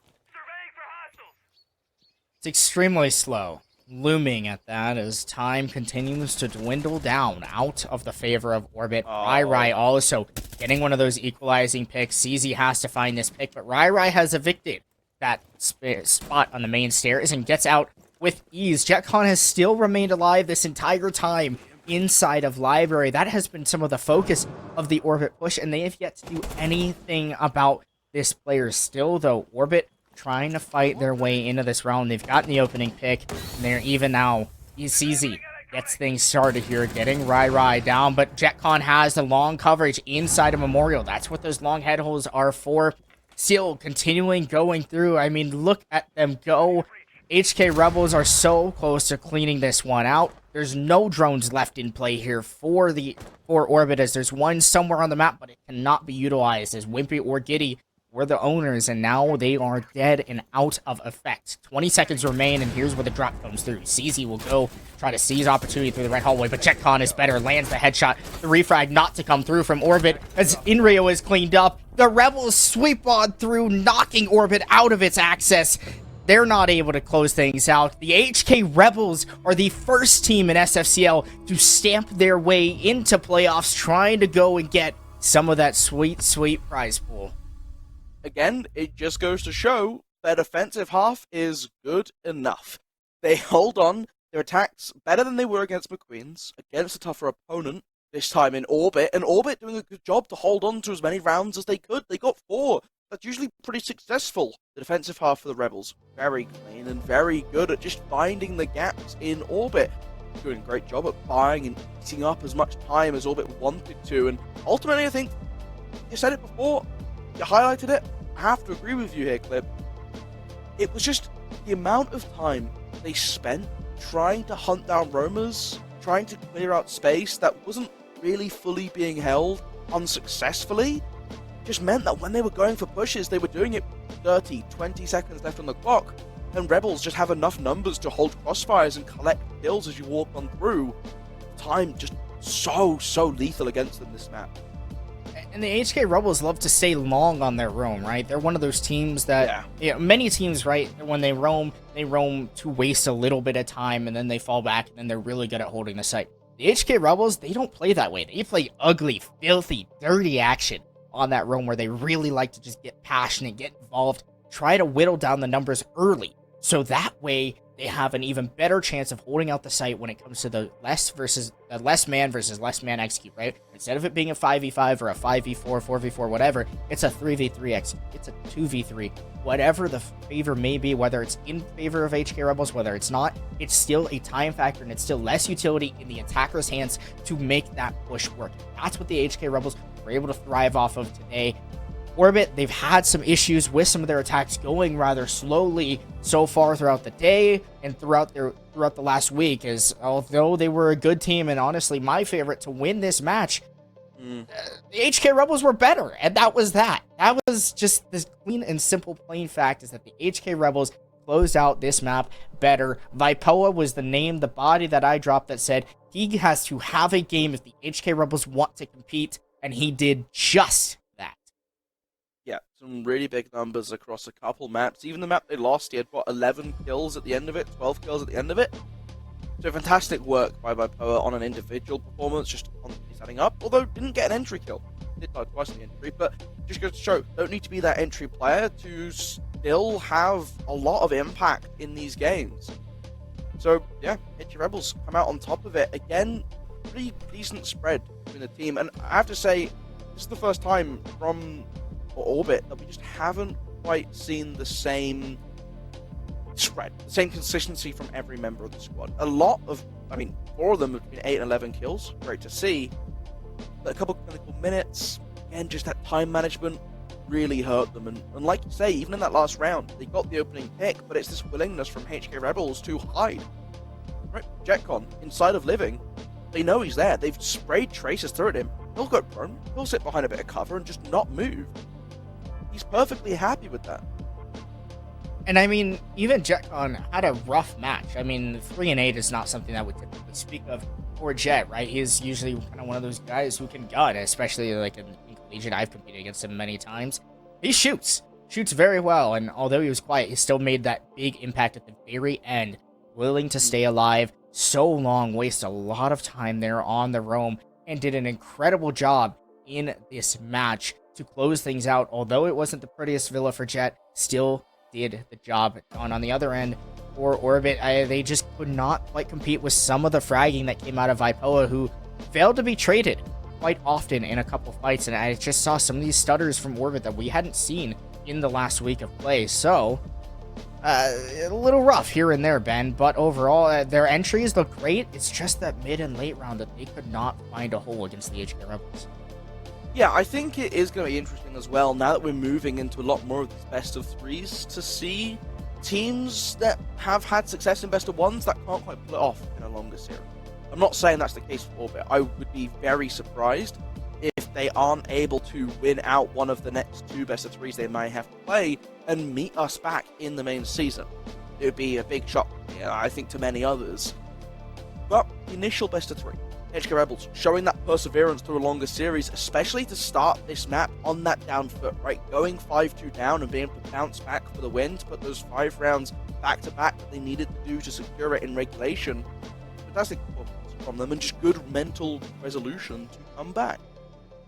Well, I think it's about time we get to go ahead and talk to our victors. Although he was not present in all 3 maps tonight, Doug had a wonderful map number 3, able to step in and was still able to at least watch the first 2 games. I think it was some weather that actually was keeping him out of contention. Nonetheless, though, Doug, we ready? Are we there? Can I hear you? Can you hear me? Yep. How you doing, my friend? Good seeing you again. Good seeing you again. Yeah, good seeing you. Yeah, alright, so I know you weren't able to play in all of the maps. I think I saw you put something in the chat about some weather and, so maybe a tornado or something that was kind of keeping you out of the loop. But you were still able to watch and at least root the guys on. Yeah. So let's talk about Skyscraper. Map number 1, your guys' map. Although you weren't there in the comms, maybe you were, you were still around at least. And what did you see from the guys, from the team overall, to propel themselves into a successful spot? How did you guys kind of prepare for this match? Because I imagine you were originally in the game plan to play. What was some of the preparations that you guys put in against a team like Orbit, who's so good at the information game? We really didn't do a lot of prep work for them specifically. It's still just us working on our attacks. So while I was watching them, I wasn't in the call. They were on the attacks, we're adapting a lot more instead of stalling out. So that's been the biggest thing that we've been working on, and we're still working on. Other than that, they were just having a game. I don't know. It was fun to watch.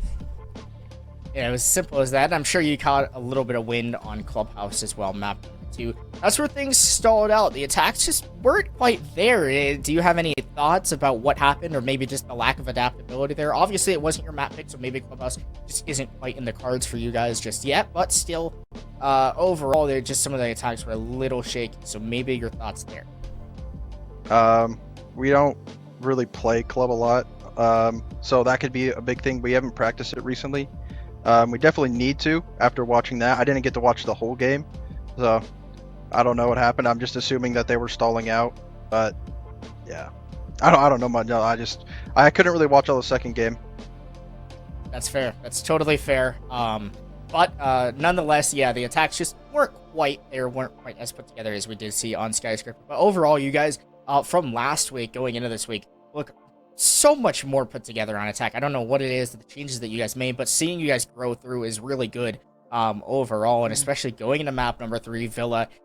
It started off a little rough. Orbit was coming through, and now finally this is where you get to say from the insider POV as you finally got to hop in after an ice cold start. But getting through, what was some of the things that made you guys struggle on the defensive or on the attacking end that Orbit was doing? I know for maps, like every time we were going for the execute or going for the plant, like the first round, we were just getting consistently red pinged. I still have no idea where the cam was. The second time there were maps, it was I just walked into a pre-fire and died. Like, we were getting decent map control, but when it came to the execute, we would have 1 or 2 people get picked off in like pivotal points that we need for the plant, and then it was us trying to like rush in and take the gunfights and see if we can salvage the round. But defenses, we just stepped up. Vapoa is just the best. I don't know what happened. He's just off a perk or something. But you love to see it. Yeah, he was kind of one of those players that I highlighted at the beginning of the match. It was like, in Vipoa, he kind of had a quiet week last week, right? He wasn't super showing up in your guys' games, although you guys still won. He showed up this one, and he was the player that I was like, if you guys want to win, if HK Rebels need to win this game or want to win this game, he's the rock that needs to make a jump and maybe bounce back after a rough week. Clearly that happened. Is there any way that you can like explain how that happened, or maybe he just started finding himself in the right spot? Yeah, I think he just finding himself in the right spot. Like, Orbit, they have like a really like slow on attack, and then they kind of like rat into the site. So for dining site, like I was just sitting on the pulse scanning pantry the whole time. We knew after them not taking like a whole bunch of map control above that they were just going to try and walk up like up Mexico into China, or try and walk up pantry and laundry, and that's what they did every time. I think it's just him being a beast and sitting in a corner. That's it. Yeah, you guys did a really good job of stopping the information game that came from Orbit overall. It was definitely a little rough, but I will leave the floor to you if there's anyone you want to shout out. Obviously, the HK Rebels, I'm sure, are someone that you want to shout out, but I'll give you the same thing as last week. Yep, the Oregoners, always. Those guys are insane. Zosa, thank you. We needed the sub. It was just kind of a last second because Tornado's knocking out my power. Once again, shout out you guys. This is fun. Good close game. You never like when it's just a stomp, you know? It's gotta be interesting. Yeah, I feel like we've been seeing a couple stomps lately, but going in and obviously you guys in the playoffs, that is awesome to see. You guys being one of those teams that just lock yourself right up in there, especially after just some good success that you guys have continued to track through and throughout these leagues, SCS and now here in SFCL. So I like to see that. Also, congrats on your Game Rogue win, but we'll say goodbye to you for now, and good luck come playoffs, and I hope to speak with you again once we get there. Absolutely. Thank you. Yeah, There again, you have I mean, it. yeah, again, it's just the beauty of the Swiss, right? You get more close games the longer in you go. Exactly.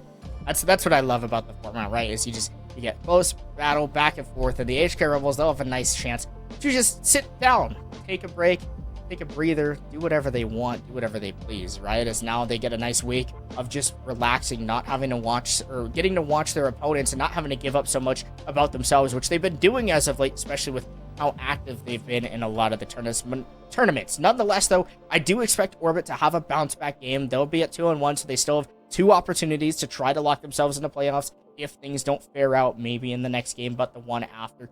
But you'd like to see them hopefully have a little bit of a bounce back, especially after a shaky information game from what they lacked tonight. Yeah, I mean, I think there's a couple things that Orbit will have to take away. Time management for me is actually the biggest one. There was a lot of time spent gathering information or putting drones forwards to try and scout positions. Not enough movement forwards off of that. Hot droning is powerful for the reason of, information's only really good for 4 seconds in Siege, right? You spot someone, the drone gets shot out. If it takes you 10 seconds until we get there, you saw what happened with Viper, right? He was droned out, they pushed forwards, he moved into a new corner, walked around the corner expecting to be in the same position, you get caught off. That happened too many times.